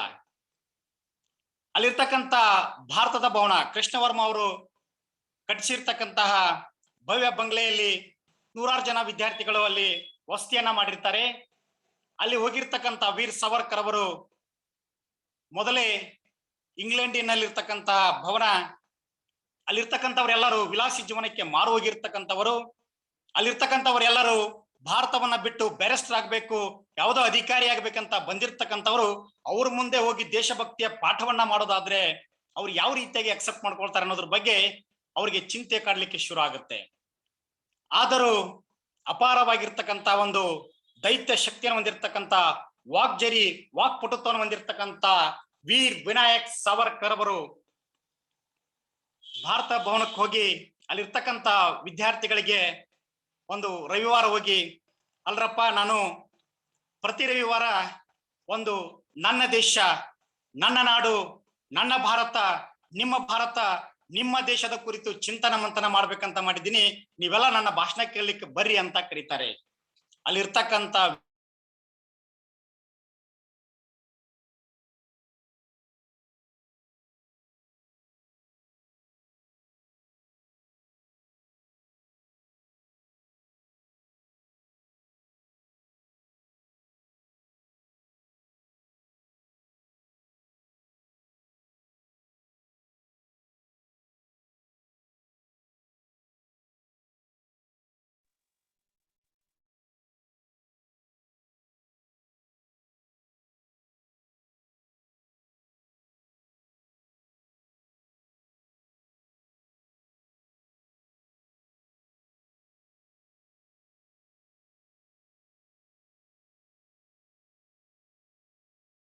ಅಂತಂದ್ರ ವಿನಾಯಕ್ ಸಾವರ್ಕರ್ ಅವರ ಭಕ್ತರಾಗಿ ಹೋಗ್ಬಿಡ್ತಾರೆ. ಭಾರತ ಮಾತೆಯ ಸುಪುತ್ರರು ನಾವಿಲ್ಲಿ ಬಂದು ಯಾಕೆ ಈ ರೀತಿಯಾಗಿರ್ತಕ್ಕಂಥ ವಿಲಾಸಿ ಜೀವನ ಕಳಿಬೇಕನ್ನೋದನ್ನ ಅರ್ಥ ಮಾಡ್ಕೊಂಡು ಅವರೆಲ್ಲ ಅಭಿನವ ಭಾರತ ಬಳಗವನ್ನ ಸೇರ್ಕೊಳ್ತಾರೆ. ಅಭಿನವ ಭಾರತ ಬಳಗದಲ್ಲಿ ಸೇರಿರ್ತಕ್ಕಂಥ ಮತ್ತೊಬ್ಬ ವೀರಕಲಿ ಯಾರು ಅಂತಂದ್ರೆ ಆತ ಅತ್ಯಂತ ವಿಲಾಸಿ ಜೀವನವನ್ನು ನಡೆಸಿರ್ತಕ್ಕಂಥವನು, ಪಂಜಾಬಿನ ಮತ್ತೊಂದು ಶ್ರೀಮಂತ ಕುಟುಂಬದಿಂದ ಬಂದಿರತಕ್ಕಂಥವನು. ಆತ ಎಷ್ಟು ಶೋಕಿಲಾಲನಾಗಿದ್ದಾನಂದ್ರೆ ಬ್ರಿಟಿಷರು ಏನು ಹಾಕಿಕೊಳ್ತಕ್ಕಂಥ ಬಟ್ಟೆಗಳನ್ನು ಕೂಡ ಅವ್ರಿರ್ತಕ್ಕಂಥ ಶೈಲಿ ಎಲ್ಲವನ್ನ ಅರಗಿಸಿಕೊಂಡಿರ್ತಕ್ಕಂಥ ಆ ಗಂಡುಗಲಿ ಬ್ರಿಟಿಷರ ವಿರುದ್ಧವೇ ಒಮ್ಮೆ ಹೋರಾಟಕ್ಕೆ ನಿಂತ್ಕೊಂಡ್ ಬಿಡ್ತಾನೆ. ಅದಕ್ಕೆ ಕಾರಣ ಯಾರಪ್ಪ ಅಂತಂದ್ರೆ ವೀರ್ ವಿನಾಯಕ್ ಸಾವರ್ಕರ್ ಅವರು. ಆ ಪಂಜಾಬಿನ ಗಂಡುಗಲಿಯ ಹೆಸರು ಏನಪ್ಪಾ ಅಂತಂದ್ರೆ ಮದನ್ ಲಾಲ್ ಧಿಂಗ್ರಾ. ಮದನ್ ಲಾಲ್ ಧಿಂಗ್ರಾ ಅತ್ಯಂತ ಶೋಕಿವಾಲನಾಗಿದ್ದ. ಅಲ್ಲಿರ್ತಕ್ಕಂಥ ಆಂಗ್ಲರ ಬಿಳಿ ಹುಡುಗಿಯರ ಜೊತೆಗೆ ವಿಲಾಸಿ ಜೀವನವನ್ನ ಕಳೀತಾ ಇದ್ದ. ವಿಚಿತ್ರವಾದ ಸಂಗೀತಕ್ಕೆ ತಾಳವನ್ನ ಹಾಕ್ತಾ ಇದ್ದ, ಕುಣಿತಾ ಇದ್ದ, ನೃತ್ಯವನ್ನ ಮಾಡ್ತಾ ಇದ್ದ. ಅಂತ ಒಬ್ಬ ಹುಡುಗ ವೀರ್ ಸಾವರ್ಕರ್ ಅವರ ಭಾಷಣವನ್ನ ಕೇಳಿ ಒಂದ್ಸರಿ ಬಂದು ವಿನಾಯಕ್ ವೀರ್ ಸಾವರ್ಕರ್ ಹತ್ರ, ಗುರುಗಳೇ, ಇಷ್ಟು ದಿನ ನಾವು ಭಾಷಣ ಮಾಡಿದ್ದು ಸಾಕು, ಮಾತನಾಡಿದ್ದು ಸಾಕು, ಅದನ್ನ ಕಾರ್ಯರೂಪಕ್ಕೆ ತರೋಣ ಅಂತ ಕೇಳ್ತಾನೆ. ಅಲ್ಲಿರ್ತಕ್ಕಂಥ ಎಲ್ಲಾ ಜನ ಏನಂತಾರಪ್ಪ ಅಂತಂದ್ರೆ ಮದನ್ ಲಾಲ್ ಧಿಂಗ್ರಾ ನೋಡಿ ನಗ್ಲಿಕ್ಕೆ ಶುರು ಮಾಡ್ತಾರೆ. ಅಲ್ಲಪ್ಪ, ನೀನು ಬ್ರಿಟಿಷರು ಯಾವ ರೀತಿಯಾಗಿರ್ತಕ್ಕಂತಹ ಶೋಕಿಯನ್ನ ಮಾಡ್ತಾರೋ ಅದೇ ರೀತಿಯಾಗಿರ್ತಕ್ಕಂಥ ಶೋಕಿ ಜೀವನವನ್ನು ನೀನು ಮಾಡ್ತಕ್ಕಂಥವನು, ನಿನ್ನಿಂದ ಬ್ರಿಟಿಷರ ವಿರುದ್ಧ ದಂಗೆಯಲಿಕ್ಕೆ ಸಾಧ್ಯನಾ ಅಂತ ಕೇಳ್ತಾರೆ. ಅವಾಗ ಮದನ್ ಲಾಲ್ ಧಿಂಗ್ರಾ ತನ್ನ ದೇಶಭಕ್ತಿಯನ್ನ ತೋರಿಸ್ಲಿಕ್ಕೆ ಅಲ್ಲೇ ಪಕ್ಕದಲ್ಲಿರ್ತಕ್ಕಂಥ ಮೊಳೆಯನ್ನ ತೆಗೆದುಕೊಂಡು ತನ್ನ ಅಂಗೈಯಿಂದ ಕೈಗೆಲ್ಲ ಚುಚ್ಚಿಕೊಳ್ಳೋದಕ್ಕೆ ಶುರು ಮಾಡ್ತಾನೆ. ರಕ್ತ ಹರಿದು ಹೊರಗಡೆ ಜಲ್ಲೆಂದು ಚಿಮ್ಮುತ್ತೆ. ಮದನ್ ಲಾಲ್ ಧಿಂಗ್ರಾ ಕಣ್ಣಲ್ಲಿ ಆಗ್ಲಿ ಒಂದೇ ಒಂದು ಹನಿ ನೀರು ಬರೋದಿಲ್ಲ. ಮದನ್ ಲಾಲ್ ಧಿಂಗ್ರಾ ಎದೆ ನಡಗೋದಿಲ್ಲ, ಒಂದಿಷ್ಟು ಭಯ ಪಡೋದಿಲ್ಲ, ನೋವು ಅಂತ ಕಿರ್ಚೋದೇ ಇಲ್ಲ. ತನ್ನ ಕೈಯನ್ನ ಕಚ ಕಚ ಕಚ ಅಂತ ಚುಚ್ಚಿಕೊಳ್ತಾನೆ. ಅವಾಗ ಅಲ್ಲಿ ಇರ್ತಕ್ಕಂಥವ್ರು ಎಲ್ಲರೂ ಗಾಬರಿಯಾಗಿ ಬಿಡ್ತಾರೆ. ಆತನ ದೇಶ ಪ್ರೇಮದ ಆ ಕಿಚ್ಚು ವೀರ ವಿನಾಯಕ್ ಸಾವರ್ಕರ್ ಕಿವಿಗೆ ಮುಟ್ಟುತ್ತೆ. ಯಾವಾಗ ಮದನ್ ಲಾಲ್ ಧಿಂಗ್ರಾ ತನ್ನ ದೇಶಕ್ಕಾಗಿ ತನ್ನ ರಕ್ತವನ್ನ ಹೊರಗೆ ಚೆಲ್ತಾನೋ ಅವಾಗ ವೀರ್ ವಿನಾಯಕ ಸಾವರ್ಕರ್ ಅವರು ಕುಣಿದಾಡೋಕ್ ಶುರು ಮಾಡ್ತಾರೆ. ಮತ್ತೊಬ್ಬ ಕ್ರಾಂತಿ ಪುರುಷ ಹುಟ್ಟುಕೊಂಡ ಅಂತ. ಅವಾಗ ವೀರ್ ವಿನಾಯಕ್ ಸಾವರ್ಕರ್ ಅವರು ಮದನ್ ಲಾಲ್ ಧಿಂಗ್ರಾ ಅವ್ರನ್ನ ಕರೆಸಿ, ನಿನಗೊಂದು ಕೆಲಸವನ್ನ ಕೊಡ್ತೀನಿ, ಅದನ್ನ ನೀನ್ ಮಾಡ್ಬೇಕು ಅಂತ ಹೇಳ್ತಾರೆ. ಅವಾಗ ಮದನ್ ಲಾಲ್ ಧಿಂಗ್ರಾ ಅತ್ಯಂತ ಸ್ಫುರದ್ರೂಪಿ ಆಗಿರ್ತಕ್ಕಂಥ ಯುವಕ ಒಂದು ಮಾತನ್ನ ಹೇಳ್ತಾನೆ, ವಿನಾಯಕ್ ಸಾವರ್ಕರ್ ಜಿ, ನೀವು ಕೊಟ್ಟಿರ್ತಕ್ಕಂಥ ಯಾವುದೇ ಕಾರ್ಯ ಇರಲಿ ಅದನ್ನ ಅತ್ಯಂತ ಭಕ್ತಿ ನಿಷ್ಠೆಯಿಂದ ಮಾಡ್ತೀನಿ ಅಂತ ಹೇಳ್ತಾರೆ. ಅವಾಗ ವೀರ್ ವಿನಾಯಕ್ ಸಾವರ್ಕರ್ ಅವರು ಒಂದು ಕೆಲಸವನ್ನು ಒಪ್ಪಿಸ್ತಾರೆ. ನೀನು ಭಾರತದಲ್ಲಿ ಕರ್ಜನ್ ಅಲ್ಲಿ ಹೋಗಿ ಇಡೀ ಭಾರತೀಯರನ್ನ ಭಯಂಕರ ಕಾಡ್ತಾ ಇದ್ದಾನೆ, ಭಾರತೀಯರನ್ನ ಗೋಳೈಕೋತಾ ಇದ್ದಾನೆ, ಇಡೀ ಭಾರತೀಯರನ್ನ ತನ್ನ ಕಾಲಡಿಯಲ್ಲಿ ಸಿಲುಕಿಸಿ ಸಾಯಿಸ್ತಾ ಇದ್ದಾನೆ. ಆತ ಇಂಗ್ಲೆಂಡ್ಗೆ ಬಂದಾಗ ಆತನನ್ನ ಮುಗಿಸ್ಬಿಡ್ಬೇಕು ನೀನು ಅಂತ ಹೇಳಿದಾಗ ಮದನ್ ಲಾಲ್ ಧಿಂಗ್ರಾ ಎದೆ ಸಟಿಸಿ ಹೇಳ್ತಾನೆ, ಗುರುಗಳೇ, ನೀವು ನನಗೆ ಕೊಟ್ಟಿರ್ತಕ್ಕಂಥ ಈ ಕೆಲಸವನ್ನ ಕೆಲವೇ ತಿಂಗಳಲ್ಲಿ ಮಾಡಿ ಮುಗಿಸ್ತೀನಿ ಅಂತೇಳಿ ಮಾತನ್ನ ಕೊಡ್ತಾನೆ. ಆ ಮಾತು ಬಹಳ ದಿನಗಳಿಗೆ ಹೋಗದೆ 2-3 ತಿಂಗಳಲ್ಲೇನೆ ಮದನ್ ಲಾಲ್ ಧಿಂಗ್ರಾ ವೀರ್ ಸಾವರ್ಕರ್ ಅವರಿಗೆ ಕೊಟ್ಟಿರ್ತಕ್ಕಂಥ ಮಾತನ್ನ ಉಳಿಸಿಕೊಳ್ಳೋದಕ್ಕಾಗಿ ಆತ ಒಂದು ದಿನ ಶಪಥ ಮಾಡಿ ಪಿಸ್ತೂಲ್ ಅನ್ನ ಯಾವ ರೀತಿಯಾಗಿ ಬಳಕೆ ಮಾಡಬೇಕು ಅನ್ನೋದ್ರ ಬಗ್ಗೆ ಕಲಿತುಕೊಳ್ತಾನೆ. ಕಲಿತುಕೊಂಡು ಒಂದಿನ ಯಾವುದೋ ಕಾರ್ಯಕ್ರಮಕ್ಕೆ ಕರ್ಜನ್ ಅವರು ಬರ್ತಾನೆ ಅಂತ ಗೊತ್ತಾಗಿ ಒಂದು ಪತ್ರಿಕೆಯಲ್ಲಿ ಓದ್ತಾನೆ, ಕರ್ಜನ್ ಇಂತ ಒಂದು ಕಾರ್ಯಕ್ರಮಕ್ಕೆ ಬರ್ತಾ ಇದ್ದಾನೆ ಅಂತ ಹೇಳಿ.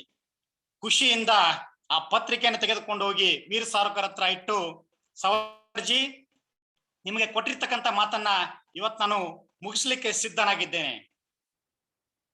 ಕರ್ನ ಯಾವ ಲಾರ್ಡ್ ಕರ್ಜನ್ನ ರುಂಡವನ್ನ ಚೆಂಡಾಡೋದಕ್ಕೆ ನಾನು ಸಿದ್ಧವಾಗಿದ್ದೇನೆ ಅಂತ ಹೇಳಿ ಅವರ ಆಶೀರ್ವಾದನ ಪಡ್ಕೊಂಡು ಆ ಕಾರ್ಯಕ್ರಮಕ್ಕೆ ಮದನ್ ಲಾಲ್ ದಿಂಗ್ರಾ ಹೋಗ್ತಾನೆ.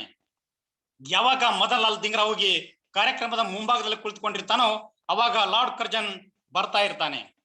ಬಂದ ತಕ್ಷಣ ಆತನ ವೇಷಭೂಷಣ ಹಾವಭಾವ ನೋಡಿ ಈತ ಭಾರತೀಯನು, ನನ್ನ ಕಾರ್ಯಕ್ರಮಕ್ಕೆ ಒಬ್ಬ ಭಾರತೀಯ ಆಗಮಿಸಿದ್ದಾನಂತ ತಿಳ್ಕೊಂಡು ಸಂತೋಷ ಉಕ್ಕಿ ಹರಿಯುತ್ತೆ ಲಾರ್ಡ್ ಕರ್ಜನ್ಗೆ. ಆತನ ಬಗ್ಗೆ ಆತನ ಹತ್ತಿರ ಬಂದು ಮದನ್ ಲಾಲ್ ದಿಂಗ್ರಾ ಕರ್ಜನ್ ಪರಸ್ಪರ ಎದರ ಬದರ ಭೇಟಿ ಆಗ್ತಾರೆ. ಅವಾಗ ಕರ್ಜನ್ ಕೇಳ್ತಾನೆ, ನೀನ್ ನನ್ನ ಕಾರ್ಯಕ್ರಮ ನೋಡ್ಲಿಕ್ಕೆ ಬಂದಿದ್ದೀಯಾ ಅಂತ ಕೇಳಿದಾಗ ಮದನ್ ಲಾಲ್ ದಿಂಗ್ರಾ, ಹೌದು, ನಾನು ನಿಮ್ಮ ಭಾಷಣವನ್ನ ಕೇಳಲಿಕ್ಕೆ ಬಂದಿದ್ದೇನೆ, ನಿಮ್ ಜೊತೆ ನಾನು ಮಾತಾಡ್ಬೇಕು. ಅವಾಗ ಕರ್ಜನ್ ಬಹಳ ಖುಷಿ ಪಡ್ತಾನೆ.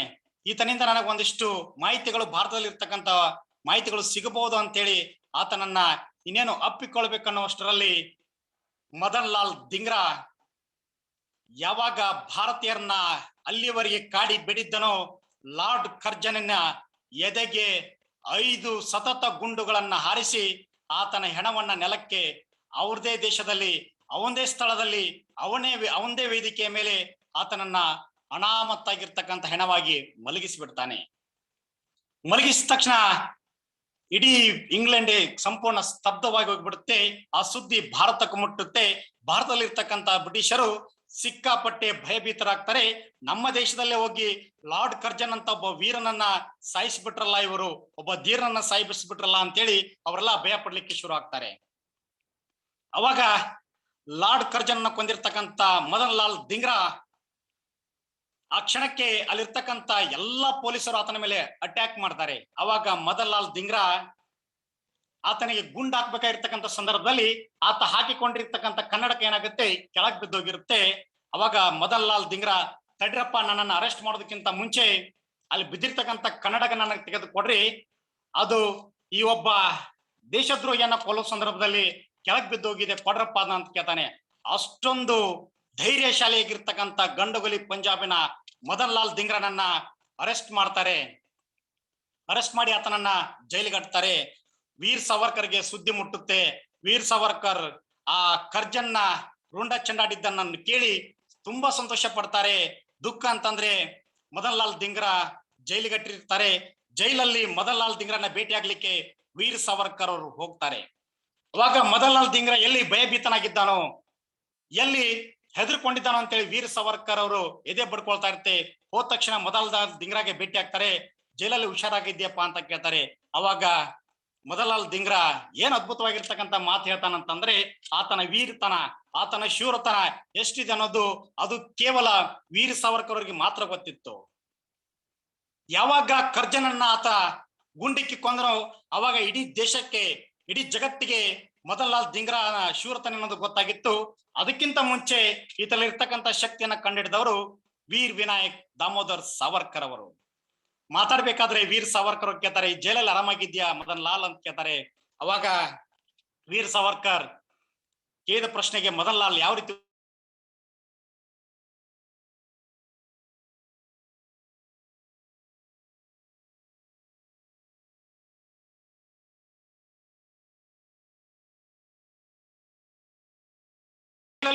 ಒಂದು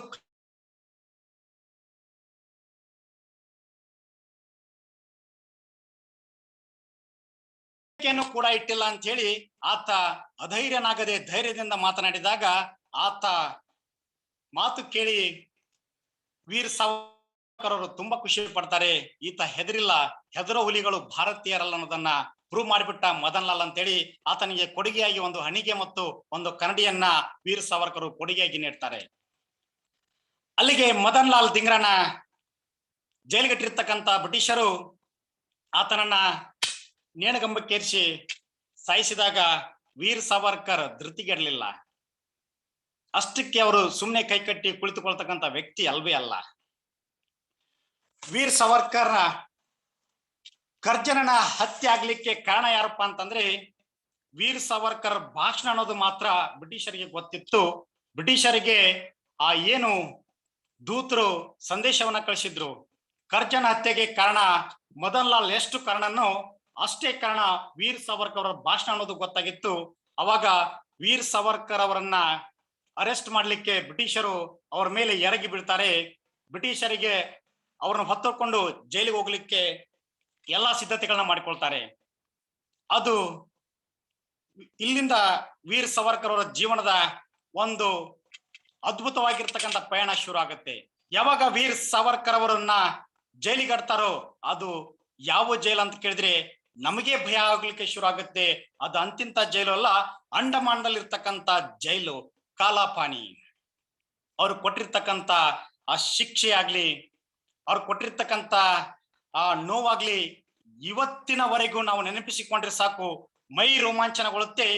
ಇಡೀ ಭಾರತೀಯ ಎದೆಯಲ್ಲಿ ಒಂದು ಕ್ರಾಂತಿಕಾರಿಯ ಸಂಕೇತ ಒಂದು ಮೊಳಗಲಿಕ್ಕೆ ಶುರು ಆಗತ್ತೆ.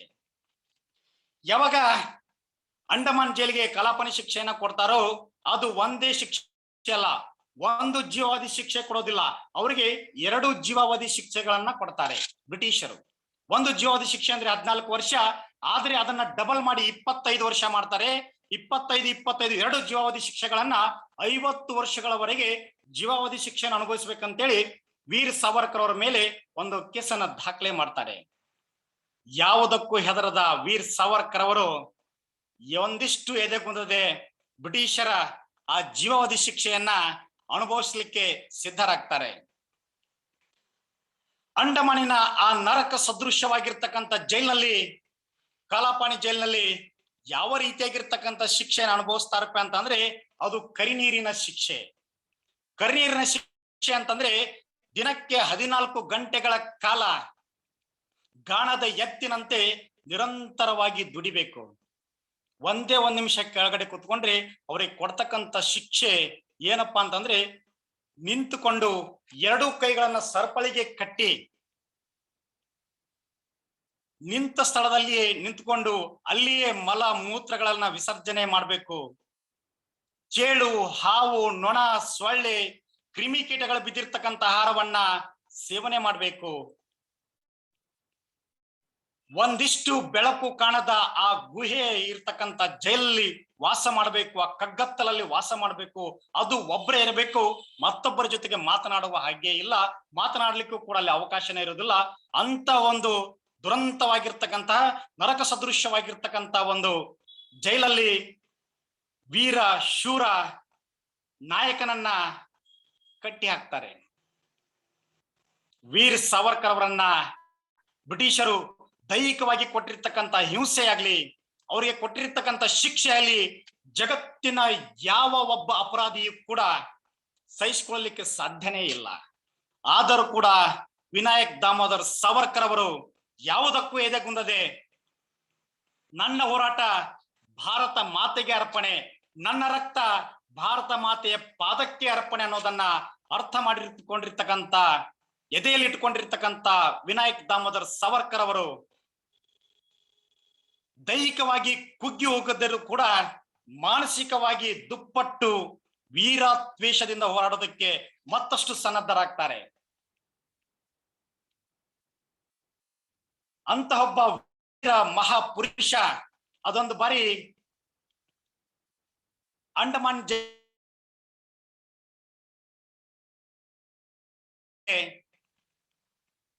ವೀರ್ ಸಾವರ್ಕರ್ಗೆ ಭಯಂಕರವಾಗಿರ್ತಕ್ಕಂಥ ದೈಹಿಕ ಹಿಂಸೆ, ದೈಹಿಕ ಹಲ್ಲೆ ಆದಾಗ ಸಂಪೂರ್ಣ ಕುಗ್ಗಿರ್ತಕ್ಕಂಥ ವೀರ ಪುರುಷ ಅಷ್ಟೇ ಭಾರತ ಮಾತೆಯನ್ನ ನೆನಪಿಕೊಂಡು 10,000 ಸಾಲುಗಳು ಇರ್ತಕ್ಕಂಥ ಒಂದು ಕವಿತೆಯನ್ನ ಗೋಡೆಯ ಮೇಲೆ ಬೀಸ್ತಾರೆ, ಒಂದು ಕಾದಂಬರಿ. ಅದು ಅಂತಿಂತ ಕಾದಂಬರಿಯಾಗಿರ್ಲಿಲ್ಲ, ಇಡೀ ಭಾರತೀಯರೆಲ್ಲ ಒಂದು ಹೆಮ್ಮೆ ಪಡ್ತಕ್ಕಂತಹ ಸಾಲುಗಳನ್ನ ಆ ಜೈಲಿನ ಗೋಡೆಯ ಮೇಲೆ ಮೊಳೆಗಳಿಂದ ಬರೆದಿರ್ತಾರೆ. ಕಾರಣ ಏನಪ್ಪಾ ಅಂತಂದ್ರೆ ಅವರಿಗೆ ಸೀಸು ಮತ್ತು ಪೆನ್ಸಿಲ್ ಪೇಪರ್ ಗಳನ್ನ ಯಾವುದು ಕೊಟ್ಟಿರೋದಿಲ್ಲ, ಅಂತ ಉಗ್ರವಾಗಿರ್ತಕ್ಕಂಥ ಶಿಕ್ಷೆಯನ್ನ ಕೊಟ್ಟಿರ್ತಾರೆ. ಅದನ್ನು ಕೂಡ ಲೆಕ್ಕಿಸದೆ ಆ ಜೈಲಿನಲ್ಲಿ ಏನ್ ಕೈಲಿ ಕಟ್ಟಿರ್ತಾರಲ್ಲ, ಆ ಕೈಗೆ ಕಟ್ಟಿರ್ತಕ್ಕಂಥ ಮೊಳೆಗಳಿಂದಲೇ ತೆಗೆದುಕೊಂಡು ಆ ಜೈಲಿನ ಗೋಡೆಯ ಮೇಲೆ ಒಂದು 10,000 ಸಾಲುಗಳುಳ್ಳ ಒಂದು ಗ್ರಂಥವನ್ನ ಬರೀತಾರಂತಂದ್ರೆ ಅದೆಂತ ವೀರ ಪುರುಷ ಇರಬೇಕು. ಅವ್ರ ಬಗ್ಗೆ ಹೇಳ್ತಾ ಹೋದ್ರೆ ಮೈ ರೋಮಾಂಚನಗೊಳ್ಳುತ್ತೆ. ಅವರು ಪಡೆದುಕೊಂಡಿರ್ತಕ್ಕಂಥ ಶಿಕ್ಷೆ ಭಾರತ ಮಾತೆಯ ಸಂಕೋಲೆಯನ್ನ, ಬಂಧನದ ಸಂಕೋಲೆಯಿಂದ ಬಿಡುಗಡೆಗೊಳ್ಳಲಿಕ್ಕೆ ಭಾರತ ಮಾತೆಯನ್ನ ನಾನು ಸ್ವತಂತ್ರವಾಗಿ ಮಾಡ್ಬೇಕಂತಕ್ಕಂತ ಒಂದು ದಿವ್ಯ ತೇಜಸ್ಸನ್ನ ಹೊಂದಿರತಕ್ಕಂತ ಶಕ್ತಿ ವಿನಾಯಕ್ ದಾಮೋದರ್ ಸಾವರ್ಕರ್ ಅವರಿಗೆ ಭಾರತ ಮಾತೆ ಕೊಟ್ಟು ಬಿಟ್ಟಿದ್ಲು ಅನ್ಸುತ್ತೆ. ಅದೊಂದ್ಸರಿ ಅದೇ ಸಮುದ್ರದ ಮೂಲಕ ಜೈಲಿಗೆ ಕರೆದುಕೊಂಡು ಬರಬೇಕಾದ ಸಂದರ್ಭದಲ್ಲಿ ವೀರ್ ಸಾವರ್ಕರ್ ಅವರನ್ನ ಬಹಳಷ್ಟು ಎಚ್ಚರಿಕೆಯಿಂದ ನೋಡಿಕೊಳ್ಳೋದಕ್ಕೆ ಸಾವಿರಾರು ಜನ, ನೂರಾರು ಜನ ಸಂಖ್ಯೆಯಲ್ಲಿ ಪೊಲೀಸರು ಹಡಗಿನ ಮೂಲಕ ಆ ಜೈಲಿಗೆ ಕರೆದುಕೊಂಡು ಬಂದಿರತಕ್ಕಂತ ಸಂದರ್ಭದಲ್ಲಿ ವೀರ್ ವಿನಾಯಕ್ ದಾಮೋದರ್ ಸಾವರ್ಕರ್ ಅವರಿಗೆ ಕೊಟ್ಟಿರ್ತಕ್ಕಂತ ಪ್ರತಿಯೊಂದು ಶಿಕ್ಷೆಯು ಕೂಡ ಅವರು ಅಷ್ಟೇ ಎದೆಯೊಬ್ಬಿಸಿ ಅವ್ರಿಗೆ ಯಾವ ರೀತಿಯಾಗಿ ಶಿಕ್ಷೆ ಕೊಡ್ತಾರೋ ಅಷ್ಟು ಶಿಕ್ಷೆಯನ್ನು ಅನುಭವಿಸೋದ್ರ ಜೊತೆಗೇನೆ ಎದೆಯಲ್ಲಿ ಕ್ರಾಂತಿಯ ಕಿಚ್ಚು ಕೂಡ ಹೊತ್ತಿಕೊಂಡು ಉರಿಯೋದಕ್ಕೆ ಶುರು ಮಾಡುತ್ತೆ. ಹೀಗೆ ಶಿಕ್ಷೆಯನ್ನು ಅನುಭವಿಸಿರ್ತಕ್ಕಂತಹ ಕರ್ನೀರ ಶಿಕ್ಷೆ ಅನುಭವಿಸಿರ್ತಕ್ಕಂತ ವೀರ್ ವಿನಾಯಕ್ ದಾಮೋದರ್ ಸಾವರ್ಕರ್ ಅವರು ಅಲ್ಲಿಯೇ ಕುಳಿತುಕೊಂಡು, ಜೈಲಲ್ಲೇ ಕುಳಿತುಕೊಂಡು ದೇಶದ ನಾಡಿನ ಬಗ್ಗೆ ನಿರಂತರವಾಗಿ ತಮ್ಮ ಮನದಲ್ಲಿ ಯಾವ ರೀತಿಯಾಗಿ ಬ್ರಿಟಿಷರನ್ನ ಮಟ್ಟ ಹಾಕ್ಬೇಕು, ಯಾವ ರೀತಿಯಾಗಿ ಬ್ರಿಟಿಷರನ್ನ ನನ್ನ ದೇಶದಿಂದ ಮುಕ್ತಿಗೊಳಿಸಬೇಕು ಅನ್ನೋದ್ರ ಬಗ್ಗೆ ಚಿಂತನೆಯನ್ನ ಮಾಡ್ತಾ ಇರ್ತಾರೆ. ಇದೆಲ್ಲದರ ಹೋರಾಟದ ಫಲವಾಗಿ, ನಿರಂತರ ಹೋರಾಟದ ಫಲವಾಗಿ 1947ರಂದು ಬ್ರಿಟಿಷರು ದಾಸ್ಯಮುಕ್ತ ಸಂಕೋಲೆಯಿಂದ ಭಾರತ ವಿಮುಕ್ತಿಗೊಳ್ಳುತ್ತೆ, ಭಾರತಕ್ಕೆ ಸ್ವಾತಂತ್ರ್ಯ ಬರುತ್ತೆ. ಆದ್ರೆ ವಿನಾಯಕ್ ದಾಮೋದರ್ ಸಾವರ್ಕರ್ ಅವರಿಗೆ ಈ ಭಾರತ ಕೊಟ್ಟಿರ್ತಕ್ಕಂಥ ಕೊಡುಗೆ ಏನಪ್ಪಾ ಅಂತಂದ್ರೆ ಬರೀ ಅಪವಾದಗಳ ಸರಮಾಲೆ. ಯಾವ ವ್ಯಕ್ತಿ ದೇಶಕ್ಕಾಗಿ ತನ್ನ ಜೀವವನ್ನೇ ಪಣಕ್ಕಿಟ್ನೋ, ಯಾವ ವ್ಯಕ್ತಿ ತನ್ನ ನಾಡಿಗಾಗಿ ತನ್ನ ರಕ್ತವನ್ನು ಸುರಿಸಿಕೊಂಡೋ, ಯಾವ ವ್ಯಕ್ತಿ ತನ್ನ ನಾಡಿಗಾಗಿ ಇಂತಹ ಒಂದು ದುರ್ದೈವವಾಗಿರ್ತಕ್ಕಂಥ ನರಕ ಸದೃಶ್ಯವಾಗಿರ್ತಕ್ಕಂಥ ಕರಿನೀರ ಶಿಕ್ಷೆಯನ್ನ ಅನುಭವಿಸಿದ್ನೋ, ಯಾರು ಅನುಭವಿಸಿರ್ಲಿಲ್ಲ, ಅಂತ ಶಿಕ್ಷೆಯನ್ನ ಯಾರು ಅನುಭವಿಸಿದ್ರೋ ಆ ವ್ಯಕ್ತಿ ಚರಿತ್ರೆ, ಇತಿಹಾಸದ ಪುಟಗಳೆಲ್ಲವೂ ಸುವರ್ಣಾಕ್ಷರಗಳಿಂದ ಬರಿಬೇಕಾಗಿತ್ತು. ದುರಂತ ಏನಪ್ಪಾ ಅಂತಂದ್ರೆ ವೀರ್ ವಿನಾಯಕ್ ದಾಮೋದರ್ ಸಾವರ್ಕರ್ ಅವ್ರ ಬಗ್ಗೆ ಅಪಪ್ರಚಾರವನ್ನ ಮಾಡ್ಲಿಕ್ಕೆ ಇದೇ ಭಾರತೀಯರೇ ಕಾರಣೀಕರ್ತರಾಗಿದ್ರು ಅನ್ನೋದು ಹೇಳೋದಕ್ಕೆ ಬಹಳಷ್ಟು ದುಃಖ ಅನ್ಸುತ್ತೆ. ಕಾರಣ ಇಷ್ಟೇ, ದಾಮೋದರ್ ಸಾವರ್ಕರ್ ಅವರು ಒಂದೆರಡು ಘಟನೆಗಳು ಅವರ ಜೀವನದಲ್ಲಿ ನಡೆದು ಹೋಗಲ್ಲ. ನಾನು ಹೇಳಿರ್ತಕ್ಕಂಥ ಪ್ರಮುಖವಾಗಿರ್ತಕ್ಕಂಥ 2-3 ಘಟನೆಗಳನ್ನು ಮಾತ್ರ ನಿಮ್ಗೆ ತಿಳಿಸಿರ್ಬೋದು. ಆದ್ರೆ ವೀರ್ ಸಾವರ್ಕರ್ ಅವರು ಪ್ರತಿನಿತ್ಯ, ಪ್ರತಿಕ್ಷಣ, ಪ್ರತಿದಿನ ತನ್ನ ನಾಡಿಗಾಗಿ, ತನ್ನ ದೇಶಕ್ಕಾಗಿ, ತನ್ನ ಭಾರತದ ಮಣ್ಣಿಗಾಗಿ ಮಾಡಿರ್ತಕ್ಕಂಥ ಹೋರಾಟದ ಫಲ ಏನಿದೆಯಲ್ಲ ಅದನ್ನ ನಾವೆಲ್ಲ ಮೆಚ್ಚಲೇಬೇಕಾಗಿರ್ತಕ್ಕಂಥದ್ದು. ಆದ್ರೆ ಸ್ವಾತಂತ್ರ್ಯ ಸಿಕ್ಕ ಮೇಲೆ ವೀರ್ ಸಾವರ್ಕರ್ ಅವ್ರ ಬಗ್ಗೆ ಬಹಳಷ್ಟು ಜನ ವೀರ್ ಸಾವರ್ಕರ್ ಅವರು ಗಾಂಧಿಯನ್ನ ಹತ್ಯೆ ಮಾಡಿಸಿದ್ರು, ದೇಶದ್ರೋಹದ ಕೆಲಸವನ್ನ ಮಾಡಿದ್ರು ಅಂತ ಹೇಳಿದಾಗ ನಮ್ಗೆಲ್ಲ ನಿಜವಾಗ್ಲೂ ತುಂಬಾ ನೋವಾಗುತ್ತೆ. ದೇಶಕ್ಕಾಗಿ ಪ್ರಾಣವನ್ನೇ ಪಣಕ್ಕಿಟ್ಟಿರ್ತಕ್ಕಂಥ ಒಬ್ಬ ವ್ಯಕ್ತಿಯ ಮನೆಯ ಮೇಲೆ ಇದೇ ಭಾರತೀಯರು ಸ್ವತಂತ್ರ ಸಿಕ್ಕ ಮೇಲೆ ಕಲ್ಲನ್ನ ಎಸೆದ್ರು. ಅವಾಗ ಆತನ ಸಹೋದರ ಕೇಳ್ತಾರೆ, ಅಲ್ರಪ್ಪ, ದೇಶಕ್ಕಾಗಿ ಇಡೀ ಕುಟುಂಬವನ್ನೇ ಕಳೆದುಕೊಂಡಿರ್ತಕ್ಕಂಥ ನಾವು ದೇಶದ್ರೋಹದ ಚಟುವಟಿಕೆಯನ್ನು ಮಾಡ್ಲಿಕ್ಕೆ ಸಾಧ್ಯ ಇಲ್ಲ. ಗಾಂಧಿ ಹತ್ಯೆಗೂ ನಮಗೆ ಆರೋಪಕ್ಕೂ ನಮಗೂ ಒಂದಕ್ಕೊಂದು ಸಂಬಂಧನೇನಿಲ್ಲ. ನಮ್ಮ ಮೇಲೆ ಕಲ್ಲಿನಿಂದ ಹಲ್ಲೆ ಮಾಡಬೇಡ್ರಿ ಅಂತ ಕೈ ಮುಗಿದು ಕೇಳಿಕೊಂಡ್ರು ಕೂಡ ರಾಜಕೀಯ ಪ್ರೇರಿತವಾಗಿರ್ತಕ್ಕಂಥ ಈ ಜನ ಯಾವುದನ್ನು ಲೆಕ್ಕಕ್ಕೆ ತೆಗೆದುಕೊಳ್ಳದೆ ಅವ್ರ ಮೇಲೆ ಹಲ್ಲೆಯನ್ನ ಮಾಡ್ತಾರೆ. ಡಾಕ್ಟರ್ BR ಅಂಬೇಡ್ಕರ್ ಅವರು ಕೂಡ ಒಂದ್ ಕಡೆ ಹೇಳ್ತಾರೆ, ವೀರ್ ವಿನಾಯಕ್ ದಾಮೋದರ್ ಸಾವರ್ಕರ್ ಅವರು ಭಾರತ ಕಂಡಿರ್ತಕ್ಕಂಥ ಅಪ್ರತಿಮ ದೇಶಭಕ್ತ. ಅವರಿಂದ ಇಂತಹ ಗಾಂಧಿ ಹತ್ಯೆಯನ್ನ ಮಾಡಿಸ್ತಕ್ಕಂಥ ಕೃತ್ಯ ಅವರಿಂದ ನಡೀಲಿಕ್ಕೆ ಸಾಧ್ಯವಿಲ್ಲ ಅಂತ ಹೇಳಿ ಅವರು ಕೂಡ ಒಂದ್ ಕಡೆಗೆ ಬರೆದುಕೊಳ್ತಾರೆ, ಸಮಾಜಕ್ಕೆ ಸಂದೇಶವನ್ನ ನೀಡ್ತಾರೆ. ಆದ್ರೂ ಕೂಡ ಈ ಸಮಾಜ ಅವರನ್ನ ಮತ್ತೆ ಬೇರೆ ರೀತಿಯಾಗಿ ನೋಡ್ಲಿಕ್ಕೆ ರಾಜಕೀಯ ಕುತಂತ್ರವನ್ನ, ಒಂದು ರೂಪರೇಷೆಯನ್ನ ಹೆಣೆದು ಬಿಟ್ಟಿರ್ತಾರೆ. ವೀರ್ ಸಾವರ್ಕರ್ ಅವರು ಅದನ್ನು ಕೂಡ ತಲೆಗೆ ಹಾಕೋದಿಲ್ಲ. ಆಗಿದ್ದು ಆಗೋಗಿದೆ, ಮಾತಾಡೋರು ಮಾತಾಡ್ಲಿ ಅಂತೇಳಿ ಅವ್ರ ಮೇಲೆ ಹಾಕಿರ್ತಕ್ಕಂಥ ಕೇಸು ಹೈಕೋರ್ಟ್ಗೆ ಹೋಗುತ್ತೆ, ಸುಪ್ರೀಂ ಕೋರ್ಟ್ ಹೋಗುತ್ತೆ. ಕೋರ್ಟ್ ಅಲ್ಲಿ ಇವ್ಯಾವುದೇ ಸಾಕ್ಷಿ ಆಧಾರಗಳಿಲ್ಲದೆ ಅಂದಿನ ಸರ್ಕಾರವೇ ಅವರನ್ನ ನಿರಪರಾಧಿ ಅಂತ ಹೇಳಿ ಘೋಷಿಸಿದರೂ ಕೂಡ ಇಂದಿಗೂ ವೀರ್ ಸಾವರ್ಕರ್ ಅವ್ರ ಬಗ್ಗೆ ಎಷ್ಟೋ ಜನ ಎಡಪಂಥೀಯರು, ಬಲಪಂಥೀಯರು, ಯಾವುದೋ ಪಂಥೀಯರು ಅಂತ ಹೇಳ್ಕೊಂಡು ಇರ್ತಕ್ಕಂಥ ಈ ಸಮಾಜ ಅವರನ್ನ ತುಚ್ಛವಾಗಿ ನೋಡ್ತಾ ಇದೆ. ಅಂತ ಒಬ್ಬ ದೇಶಭಕ್ತನ ಬಗ್ಗೆ ಮಾತನಾಡುವ ಮುಂಚೆ ನಾವೆಲ್ಲರೂ ಬಹಳಷ್ಟು ಎಚ್ಚರದಿಂದ ಮಾತನಾಡಬೇಕು. ದೇಶಕ್ಕಾಗಿ ತನ್ನ ಜೀವನ ಪ್ರಾಣವನ್ನ ಪಣಕ್ಕಿಟ್ಟಿರ್ತಕ್ಕಂಥ ವೀರ್ ವಿನಾಯಕ್ ದಾಮೋದರ್ ಸಾವರ್ಕರ್ ಅವ್ರ ಬಗ್ಗೆ ಮಾತನಾಡಬೇಕಾದ ಸಂದರ್ಭದಲ್ಲಿ ನಾವೆಲ್ಲ ನಾಲಿಗೆಯನ್ನು ಕೂಡ ಸ್ವಚ್ಛವಾಗಿ ತೊಳೆದುಕೊಂಡು ಮಾತನಾಡ್ಬೇಕು, ಮನಸ್ಸನ್ನ ಸ್ವಚ್ಛವಾಗಿ ಇಟ್ಟುಕೊಂಡು ಮಾತಾಡ್ಬೇಕು. ಆತನ ಬಗ್ಗೆ ಮಾತಾಡ್ಬೇಕಾದ್ರೆ ಆತ ಸಾಕ್ಷಾತ್ ಭಾರತ ಮಾತೆಯ ಸುಪುತ್ರ.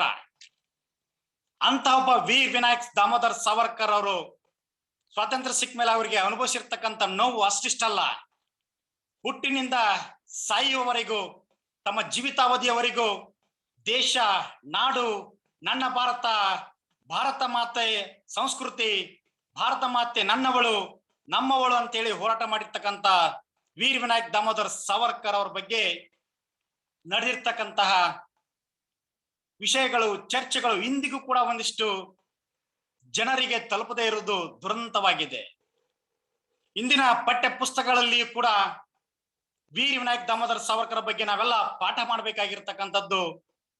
ಸತ್ಸಂಗದಲ್ಲಿ ಕೂಡ ವೀರ್ ವಿನಾಯಕ್ ದಾಮೋದರ್ ಸಾವರ್ಕರ್ ಅಂತವರ ವಿಷಯಗಳನ್ನ ಚಿಂತನ ಮಂಥನ ಮಾಡಬೇಕಾಗಿರ್ತಕ್ಕಂಥದ್ದು. ಪುರಾಣ ಪ್ರವಚನಗಳಲ್ಲಿ ಕೂಡ ವೀರ್ ಸಾವರ್ಕರ್ ಅವ್ರ ಬಗ್ಗೆ ನಾವೆಲ್ಲರೂ 5 ರಿಂದ 10 ನಿಮಿಷ ಅವ್ರ ಬಗ್ಗೆ ಹೇಳಲೇಬೇಕಾಗಿರ್ತಕ್ಕಂಥ ಪ್ರಸಂಗ ನಮಗೆಲ್ಲ ಒದಗಿ ಬಂದಿದೆ.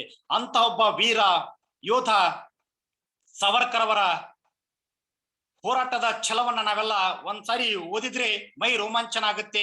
ಆ ವ್ಯಕ್ತಿ ಹೆಸರು ಕೇಳಿದ್ರೆ ಸಾಕು, ನಮ್ಮ ಕಿವಿಗೆ ಬಿದ್ರೆ ಸಾಕು, ನಾವೆಲ್ಲ ರೋಮಾಂಚನಗೊಳ್ಳೋದ್ರಲ್ಲಿ ಎರಡು ಮಾತಿಲ್ಲ. ಇಷ್ಟೆಲ್ಲ ಘಟನೆಗಳು ನಡೆದ್ರು ಕೂಡ ವೀರ್ ವಿನಾಯಕ್ ದಾಮೋದರ್ ಸಾವರ್ಕರ್ ಅವರು ತುಟಿ ಪಿಟಿಕೆಣದೆ ತಮ್ಮ ಸ್ನೇಹಿತರೊಂದಿಗೆ ಚರ್ಚೆ ಮಾಡ್ತಾರೆ. ಅಲ್ರಪ್ಪ, ಈ ದೇಶಕ್ಕಾಗಿ ನಮ್ ಕೆಲಸ ಏನ್ ಮಾಡ್ಬೇಕಾಗಿತ್ತು ಅದನ್ನ ನಾವು ಮಾಡ್ಬಿಟ್ವಿ. ದೇಶಕ್ಕೆ ಸ್ವಾತಂತ್ರ್ಯ ಸಿಕ್ತು, ನನ್ನ ದೇಶ ಆಂಗ್ಲರ ಆಳ್ವಿಕೆಯಿಂದ ವಿಮುಕ್ತಿಗೊಂಡು ಇನ್ನು ನಾನು ಕೆಲಸ ಇಲ್ಲಿಗೆ ಬಂದಿದ್ದು ಮುಗಿದೋಯ್ತು ಅಂತ ಹೇಳಿ ಸ್ನೇಹಿತರ ಮುಂದೆ ಹೇಳಿದಾಗ ಅವರ ಸ್ಪಷ್ಟ ನಿಲುವು ಅಲ್ಲಿರ್ತಕ್ಕಂಥ ಸ್ನೇಹಿತರಿಗೆ ಅರಿವಾಗಿತ್ತು. ಯಾವಾಗ ವೀರ್ ವಿನಾಯಕ್ ದಾಮೋದರ್ ಸಾವರ್ಕರ್ ಅವರು ನಮ್ಮ ಕೆಲಸ ಅಲ್ಲಿಗೆ ಮುಗೀತು ಅಂದ್ರು, ಅವಾಗ ಸ್ನೇಹಿತರು ಹೇಳ್ತಾರೆ ಅವ್ರಿಗೆ, ಇಲ್ಲ ಗುರುಗಳೇ, ನಿಮ್ ಕೆಲಸ ಇನ್ನೂ ಮುಗ್ದಿಲ್ಲ, ಇನ್ನೂ ಇದೆ, ಯಾಕಾಗಿ ಹೇಳ್ತೀರ ಅಂದಾಗ, ಇಲ್ಲ ನನ್ನ ಕೆಲಸ ಇಲ್ಲಿಗೆ ಮುಗೀತು, ನಾನು ಇನ್ನು ಪ್ರಾಣಾಹುತಿಯನ್ನ ಮಾಡಿಕೊಳ್ತಕ್ಕಂಥ ಸಂದರ್ಭ ಆಗಮಿಸಿದೆ ಅಂತ ಹೇಳಿದಾಗ ಅಲ್ಲಿರ್ತಕ್ಕಂಥವ್ರ ಕಣ್ಣಂಚಲ್ಲಿ ನೀರು ಜುನುಗೋದಕ್ಕೆ ಶುರು ಆಗುತ್ತೆ. ಯಾವ ವ್ಯಕ್ತಿ ಹೆಸರನ್ನ ಕೇಳಿದ್ರೆ ಇಡೀ ಇಂಗ್ಲೆಂಡ್ ನಡುಗುತ್ತೋ, ಯಾವ ವ್ಯಕ್ತಿ ಹೆಸರನ್ನ ಕೇಳಿದ್ರೆ ಸುತ್ತಮುತ್ತಲ ಇರ್ತಕ್ಕಂಥ ದೇಶಗಳು ನಡುಗ್ತಿದ್ವೋ, ಯಾವ ವ್ಯಕ್ತಿ ಹೆಸರನ್ನ ಕೇಳಿದ್ರೆ ಎದೆಯಲ್ಲಿ ರೋಮಾಂಚನಕಾರಿಯಾಗಿರ್ತಕ್ಕಂಥ ಶಕ್ತಿ ಹೊರ ಹೊಮ್ಮುತ್ತಿತ್ತೋ ಅಂತ ವ್ಯಕ್ತಿ ಪ್ರಾಣಾಹುತಿಗೆ 21 ದಿನಗಳ ಕಾಲ ಆಹಾರವನ್ನ ತ್ಯಜಿಸದೆ, ನೀರನ್ನ ಕುಡಿಯದೆ, ಆಹಾರವನ್ನ ತ್ಯಜಿಸಿ ಸಂಪೂರ್ಣ ತನ್ನನ್ನ ತಾನು ಭಾರತ ಮಾತೆಗೆ ತನ್ನ ಪ್ರಾಣವನ್ನ ಅರ್ಪಿಸಿಕೊಳ್ಬೇಕು ಅಂತ ಹೇಳಿ ಉಪವಾಸವನ್ನ, ಅಮರಣಾಂತಿಕ ಉಪವಾಸವನ್ನ ತೆಗೆದುಕೊಂಡಾಗ ಅಲ್ಲಿರ್ತಕ್ಕಂಥ ಇಡೀ ದೇಶದ ಜನರೆಲ್ಲ ಅಂದು ವೀರ್ ಸಾವರ್ಕರ್ ಅವರ ದಿಟ್ಟ ನಡೆಯನ್ನ ನೋಡ್ಕೊಂಡು ಇಡೀ ದೇಶವೇ ಕಣ್ಣೀರಿನಲ್ಲಿ ತೊಯ್ದು ಹೋಗುತ್ತೆ. ನಿರಂತರವಾಗಿ 21 ದಿನಗಳ ಕಾಲ ಸುಮಾರು 1966ರಲ್ಲಿ ಫೆಬ್ರವರಿ 26ರಂದು ವೀರ್ ವಿನಾಯಕ್ ದಾಮೋದರ್ ಸಾವರ್ಕರ್ ಅವರು ತಮ್ಮ ದೇಹವನ್ನ ಭಾರತ ಮಾತೆಗೆ ಅರ್ಪಣೆ ಮಾಡ್ತಾರೆ. ಅಲ್ಲಿಗೆ ಒಂದು ವೀರ ಕ್ರಾಂತಿಯ ಕಿಡಿಯೊಂದು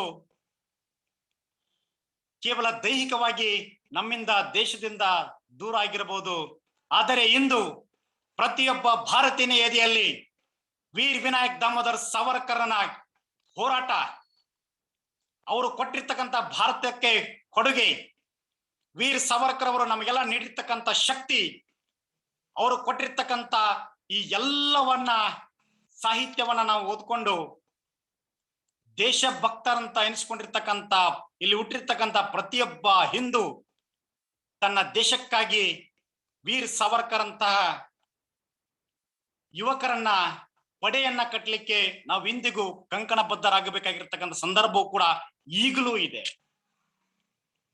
ಭಾರತದಲ್ಲೇ ಹುಟ್ಟಿ ಭಾರತದಲ್ಲಿಯೇ ಬೆಳೆದು ನನ್ನ ಸಂಸ್ಕೃತಿಯನ್ನ ತಿಂದು ನನ್ನ ನಾಡಲ್ಲಿ ಇರ್ತಕ್ಕಂಥ ಬೆಳೆದಿರ್ತಕ್ಕಂಥ ಬೆಳೆಯನ್ನ ತಿಂದು ನಮಗೆ ನನ್ನ ದೇಶದ ಬಗ್ಗೆ ಇಂದು ಎಷ್ಟೋ ಜನ ಮಾತನಾಡ್ತಕ್ಕಂಥ ಕೆಟ್ಟ ಹವ್ಯಾಸ ಚಟಗಳನ್ನ ಬೆಳೆಸಿಕೊಂಡಿದ್ದಾರೆ. ಭಾರತದಲ್ಲಿ ಇರ್ಲಿಕ್ಕೆ ನಾವು ಯೋಗ್ಯರಲ್ಲ ಅಂತೇಳಿ ನಿಮಗೇನಾದ್ರೂ ಅನಿಸಿದ್ರೆ ಭಾರತವನ್ನ ಸಂಪೂರ್ಣವಾಗಿ ಬಿಟ್ಟು ನೀವು ಬೇರೆ ದೇಶಕ್ಕೆ ಹೋಗ್ಬಿಡಿ. ದಯವಿಟ್ಟು ಇದು ಪರಮ ಪುಣ್ಯವಂತರು ಹುಟ್ಟಿರ್ತಕ್ಕಂಥ ನಾಡು. ಇಲ್ಲಿ ವೀರ ಮಹಾಪುರುಷರು ಹುಟ್ಟಿರ್ತಕ್ಕಂಥ ನಾಡು. ಇಲ್ಲಿ ಇಡೀ ಜಗತ್ತಿಗೆ ಮಾದರಿಯಾಗಿರ್ತಕ್ಕಂಥ ವೀರರು, ಶೂರರು, ಧೀರರು, ವಿಜ್ಞಾನಿಗಳು, ತಂತ್ರಜ್ಞಾನಿಗಳು ಹುಟ್ಟಿರ್ತಕ್ಕಂಥ ನಾಡಿದು. ವೀರ ಕಲಿಗಳನ್ನೇ ಭಾರತ ಮಾತೆ ತನ್ನ ಗರ್ಭದಿಂದ ಜನ್ಮ ತಳಿಸಿ ಭಾರತ ಮಾತೆಯನ್ನ ಮುಕ್ತಿಗೊಳಿಸಿರ್ತಕ್ಕಂತಹ ವೀರ ಕಲಿಗಳು ಹುಟ್ಟಿರ್ತಕ್ಕಂಥ ಈ ನಾಡಿನ ಬಗ್ಗೆ ಇಂದು ಎಷ್ಟೋ ಜನ ಬಾಯಿಗೆ ಬಂದಂತೆ ಮಾತನಾಡ್ತಾ ಇದ್ದಾರೆ. ಅದೆಲ್ಲವನ್ನ ಪಕ್ಕಕ್ಕೆ ಸರಿಸಿ ಅಂತ ದೇಶದ್ರೋಹಿಗಳನ್ನ ಪಕ್ಕಕ್ಕಿಟ್ಟು ನಾವೆಲ್ಲ ವೀರ್ ಸಾವರ್ಕರ್ ಅವ್ರ ಬಗ್ಗೆ, ತಿಲಕರ ಬಗ್ಗೆ, ಸುಭಾಷ್ ಚಂದ್ರ ಬೋಸರ ಬಗ್ಗೆ, ಸ್ವಾಮಿ ವಿವೇಕಾನಂದರ ಬಗ್ಗೆ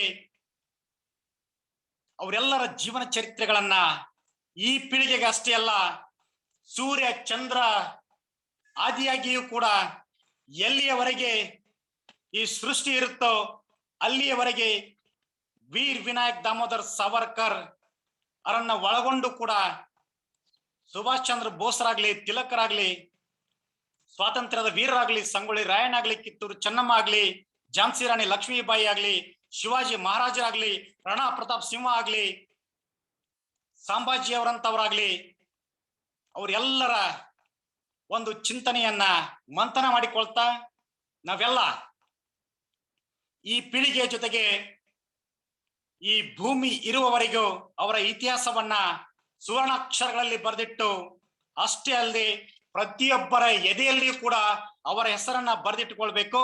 ಅಂತ ವೀರನ ಪಡೆದಿರ್ತಕ್ಕಂಥ ನಮ್ಮ ನಾಡು ನಿಜಕ್ಕೂ ಧನ್ಯ. ಭಾರತ ಮಾತೆ ನಿಜಕ್ಕೂ ಧನ್ಯ ಅನ್ನೋದನ್ನ ಈ ಮೂಲಕ ನಾನು ಹೇಳಲಿಕ್ಕೆ ತುಂಬಾ ಖುಷಿ ಅನ್ಸುತ್ತೆ, ತುಂಬಾ ಹೆಮ್ಮೆ ಅನ್ಸುತ್ತೆ. ಇಂಥ ವೀರಪುತ್ರ ಹೊಂದಿರ್ತಕ್ಕಂಥ ಭಾರತ ಮಾತೆ ನಿಜಕ್ಕೂ ಧನ್ಯಳು. ಅದಷ್ಟೇ ಅಲ್ಲದೆ ಈ ಸತ್ಸಂಗದ ಮೂಲಕ ದೇಶಭಕ್ತಿ, ಆಧ್ಯಾತ್ಮ, ಚಿಂತನ ಮಂಥನಗಳು, ಆಚಾರ ವಿಚಾರಗಳು, ಹಿಂದುತ್ವದ ಧರ್ಮ ಸಂಸ್ಕೃತಿ ಇವೆಲ್ಲವುಗಳನ್ನ ಉಳಿಸಿಕೊಳ್ಳಲಿಕ್ಕೆ ಇಂತಹ ಸತ್ಸಂಗಗಳು ಕೂಡ ಮಾದರಿಯಾಗಿ ನಿಲ್ಲೋದಕ್ಕೆ ಕಾರಣ ಏನಪ್ಪಾ ಅಂತಂದ್ರ, ಅಂದು ಕೂಡ ಆಧ್ಯಾತ್ಮದ ಚಿಂತನೆ ಮೇಲೆ ಗಣೇಶ ಹಬ್ಬಗಳನ್ನ, ದೀಪಾವಳಿಗಳನ್ನ, ನಾಡ ಹಬ್ಬಗಳನ್ನ, ದಸರಾದಂತ ವಿಶೇಷ ಹಬ್ಬಗಳನ್ನ ಆಚರಿಸಿಕೊಂಡು ಬಂದ್ರು. ಇಡೀ ದೇಶದ ಜನರೆಲ್ಲ ಒಗ್ಗಟ್ಟಾಗ್ಲಿ ಅಂತೇಳಿ ಅದನ್ನು ಕೂಡ ಇಂದಿಗೂ ಕೂಡ ಇಂತಹ ಒಂದು ವಿಶೇಷವಾಗಿರ್ತಕ್ಕಂಥ ಸತ್ಸಂಗದ ಮೂಲಕ ನನ್ನ ನಾಡಿನ ಜನ ಎಲ್ಲ ಒಗ್ಗೂಡ್ಬೇಕು. ಆಧ್ಯಾತ್ಮಿಕ ಪರಂಪರೆ ಮೇಲೆ ನಿಂತಿರ್ತಕ್ಕಂಥ ಈ ದೇಶದ ಸಂಸ್ಕೃತಿಯನ್ನ ಇಡೀ ಜಗತ್ತಿಗೆ ತೋರಿಸಿ ವಿಶ್ವಕ್ಕೆ ವಿಶ್ವಗುರು ಆಗಿರ್ತಕ್ಕಂಥ ಭಾರತವನ್ನ ಮತ್ತಷ್ಟು ಮುಗಿಲೆತ್ತರಕ್ಕೆ ಕೊರೆದುಕೊಂಡು ಹೋಗ್ಬೇಕಂತಕ್ಕಂಥ ಒಂದು ಮಹಾದಾಸೆಯೊಂದಿಗೆ ಇಂಥ ವಿಶೇಷವಾಗಿರ್ತಕ್ಕಂಥ ಸತ್ಸಂಗಗಳ ಮೂಲಕ ನಾಡಿನ ಪ್ರಮುಖ ವೀರಾದಿ ವೀರರ ಬಗ್ಗೆ ಮಾತನಾಡ್ಲಿಕ್ಕೆ ಪ್ರತಿ ವಾರ ಒಬ್ಬೊಬ್ಬ ಮಹಾನ್ ಸಂತರನ್ನ, ಶರಣರನ್ನ, ಪುರುಷರನ್ನ, ಮಹಾಪುರುಷರನ್ನ ಹಾಗೂ ಉಪನ್ಯಾಸಕರನ್ನ, ಶಿಕ್ಷಕರನ್ನ ಅವರೆಲ್ಲರುಗಳ ಮೂಲಕ ಈ ನಾಡಿಗೆ ಒಂದು ಅದ್ಭುತವಾಗಿರ್ತಕ್ಕಂಥ ಕೊಡುಗೆ ನೀಡಲಿಕ್ಕೆ ಸಜ್ಜಾಗಿರ್ತಕ್ಕಂಥವರು ಈ ಸತ್ಸಂಗದ ರೂವಾರಿಗಳಾಗಿರ್ತಕ್ಕಂಥ ಶ್ರೀಯುತ ಪರಮ ಪೂಜ್ಯ ಶ್ರೀ ವಿಶ್ವನಾಥ್ ಚಕ್ರವರ್ತಿ ಆನಂದವನ ಅಗಡಿ ಪರಮ ಪೂಜ್ಯರ ಪಾದವಿರಂದಕ್ಕೆ ಮತ್ತೊಮ್ಮೆ ಅಣೆಮಣಿದು ಅವ್ರು ಮಾಡ್ತಕ್ಕಂಥ ಈ ಕಾರ್ಯ ಇದು ನಿಜಕ್ಕೂ ನನಗೆ ಬಹಳ ಹೆಮ್ಮೆ ಅನಿಸ್ತಾ ಇದೆ. ಯಾಕಂದ್ರೆ ನಾನು ಬಹಳಷ್ಟು 4-5 ಮಠಗಳೊಂದಿಗೆ ಅವಿನಾಭಾವ ಸಂಬಂಧವನ್ನ ಹೊಂದಿರತಕ್ಕಂಥದ್ದಿದ್ರು ಕೂಡ ಯಾರು ಮಾಡದ ಕಾರ್ಯವನ್ನ, ಅದು ಇಂಥ ಲಾಕ್ಡೌನ್ ಸಂದರ್ಭದಲ್ಲಿ ಸಾಹಿತ್ಯ, ಸಂಸ್ಕೃತಿ, ಸತ್ಸಂಗದ ಮೂಲಕ, ಆಧ್ಯಾತ್ಮದ ಮೂಲಕ ಒಂದು ಅದ್ಭುತವಾಗಿರ್ತಕ್ಕಂಥ ಪರಿಕಲ್ಪನೆಯನ್ನ ಹುಟ್ಟಾಕಿ ಗೂಗಲ್ ಮೀಟ್ ಮೂಲಕ, ಜೂಮ್ ಆ್ಯಪ್ಗಳ ಮೂಲಕ, ಯೂಟ್ಯೂಬ್ಗಳ ಮೂಲಕ ಇವೆಲ್ಲ ಹೊಸ ಹೊಸ ಪ್ರತಿಭೆಗಳನ್ನ, ಉಪನ್ಯಾಸಕರನ್ನ, ಶರಣರನ್ನ ಪರಿಚಯ ಮಾಡ್ತಕ್ಕಂಥ ಕಾರ್ಯ ಇದೆಯಲ್ಲ, ಇದು ಯಾರು ಮಾಡ್ತಾ ಇಲ್ಲ. ಆ ಕಾರ್ಯವನ್ನ ಅಗಡಿ ಆನಂದವನದ ಮೂಲಕ ಶೇಷಾಚಲ ಮಹಾಗುರುವಿನ ಆಶೀರ್ವಾದದೊಂದಿಗೆ ಶುರು ಮಾಡಿ ಇಂದಿಗೂ ಕೂಡ ಅದ್ಭುತವಾಗಿ ನಡೆಸಿಕೊಂಡು ಬಂದಿದ್ದಾರೆ. ಅದರ ರೂವಾರಿಯಾಗಿ ಬಹಳಷ್ಟು ಅವ್ರ ಮಾತುಗಳನ್ನ ಕೇಳೋದೇ ಒಂದು ಚಂದ, ಅವರನ್ನ ನೋಡೋದೇ ಒಂದು ಕೂಡ ಒಂದು ಮಹದಾನಂದ.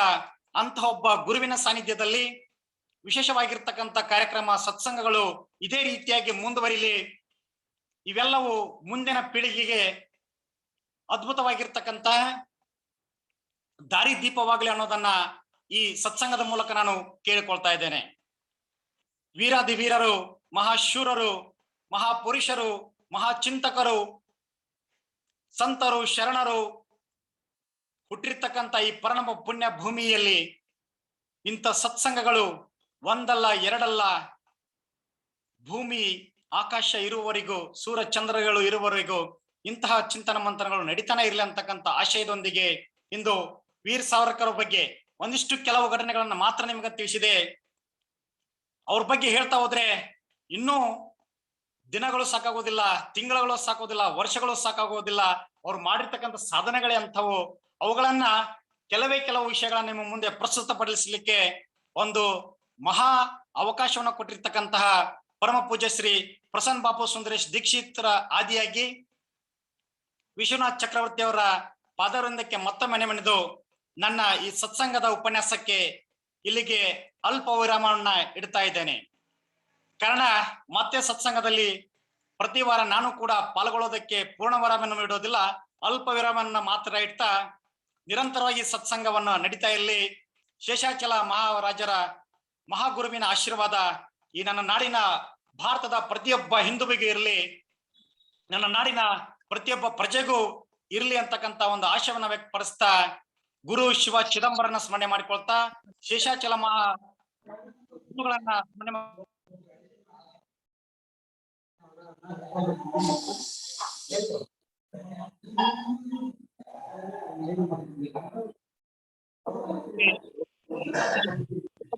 ಉಪನ್ಯಾಸಕರು ಆಗಮಿಸಲಿ, ಇದೇ ರೀತಿಯಾಗಿ ಮುಂದುವರಿಲಿ ಅಂತಕ್ಕಂತ ಹೇಳಿ ನನ್ನ ಮಾತುಗಳನ್ನ ಪ್ರತಿಯೊಬ್ಬರಿಗೂ ನನ್ನ ಅನಂತ ಕೋಟಿ ಶರಣ ಶರಣಾರ್ಥಿಗಳನ್ನ ಈ ಮೂಲಕ ಸಲ್ಲಿಸ್ತಾ ಇದ್ದೇನೆ.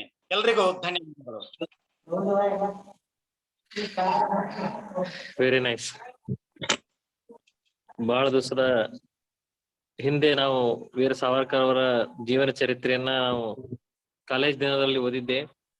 ಬಹಳ ದಿನಗಳ ನಂತರ ವೀರ ಸಾವರ್ಕರ್ ಅವರ ವಿನಾಯಕ್ ದಾಮೋದರ್ ಸಾವರ್ಕರ್ ಅವರ ಚರಿತ್ರೆಯನ್ನು ಇವತ್ತು ಶ್ರೀಧರ್ ಅಸಂಗಿಹಾಳ್ ಅವರು ಬಹಳ ಸುಂದರವಾಗಿ ನಿರೂಪಣೆಯನ್ನು ಮಾಡಿದ್ದಾರೆ. ನಿಜವಾಗ್ಲೂ ಅನೇಕ ಧರ್ಮವಂತರು ಮತ್ತು ಸ್ವಾಮೀಜಿಗಳ ಕೂಡ ಶ್ರೀಧರ್ ಅಸಂಗಿಹಾಳ್ ಅವರ ಸಂಪರ್ಕದ ಒಳ್ಳೆ ಎಲ್ಲ ಮಠಮಾನ್ಯಗಳಿಗೂ ಅವರು ಸೇವೆಯನ್ನು ಸಲ್ಲಿಸಿದ್ದಾರೆ. ಅವ್ರ ಇವತ್ತಿನ ಸತ್ಸಂಗ ನಮ್ಗೆ ತುಂಬಾ ಖುಷಿ ಕೊಟ್ಟದ. ಶೇಷಾಚಲ ಸತ್ಸಂಗಕ್ಕೆ ಪದೇ ಪದೇ ಅವ್ರು ಬಂದು ನಮ್ಮ ವಾಗ್ಮಯ ಸೇವೆಯನ್ನ ಮಾಡ್ಬೇಕಂತ ಹೇಳಿ ಅವ್ರಲ್ಲಿ ಕೇಳ್ಕೊತೀನಿ. ನಾಳೆ ದಿವಸ ಸತ್ಸಂಗ ಕಾರ್ಯಕ್ರಮದಲ್ಲಿ ಪೂಜ್ಯ ಶ್ರೀ ಪ್ರಸನ್ನಪ್ಪನವರು, ಚಿದಂಬರ ದೇವಸ್ಥಾನ, ಗುರುಲೋಸ್ತೂರು ಇವರು ನಮಗೆ ಕಲ್ಪನೆ ಇಲ್ಲ. ಚಿದಂಬರ ಮಹಾಸ್ವಾಮಿಗಳ 4ನೇ ಸುಪುತ್ರರಾಗಿರ್ತ ವರರುಚಿ ಬಾಪು ದೀಕ್ಷಿತರ ವಂಶಜರಾಗಿರ್ತಕ್ಕಂತಹ ಸುಂದರೇಶ್ ದೀಕ್ಷಿತರ ತಂದೆಯವರು ಬಾಪು ದೀಕ್ಷಿತರು 7 ದಿನಗಳ ಕಾಲ ಅನುಷ್ಠಾನವನ್ನ ಮಾಡಿ ಸಾಕಷ್ಟು ಅವರು ಶಕ್ತಿಯನ್ನ ಪಡೆದಿದ್ರು. ಅವರ ಜೀವನ ಚರಿತ್ರೆಯನ್ನ ನಾಳೆ ಅವರ ಮೊಮ್ಮಗನಾಗಿರ್ತಕ್ಕಂತಹ ಪೂಜ್ಯ ಶ್ರೀ ಪ್ರಸನ್ನಪ್ಪನವರು ನಾಳೆ ನಡೆಸ್ಕೊಡ್ತಾ ಇದ್ದಾರೆ. ನಾಳೆ ದಿವಸ ಸತ್ಸಂಗ ಕಾರ್ಯಕ್ರಮದಲ್ಲಿ ನಾಳೆ 7:30ಕ್ಕೆ ನಾವು ನೀವು ಎಲ್ಲ ಭೇಟಿ ಆಗೋಣ ಅಂತ ಹೇಳ್ತಾ ಮತ್ತೊಮ್ಮೆ ಶ್ರೀಧರರಿಗೆ ಅಭಿನಂದನೆ ಸಲ್ಲಿಸ್ತಾ ಇವತ್ತಿನ ಸತ್ಸಂಗವನ್ನು ಮುಗಿಸ್ತೀವಿ. ಶಿವ ಚಿದಂಬರ ಶೇಷಾಚಲ ಸದ್ಗುರು ಮಹಾರಾಜ್ ಕಿ ಜೈ.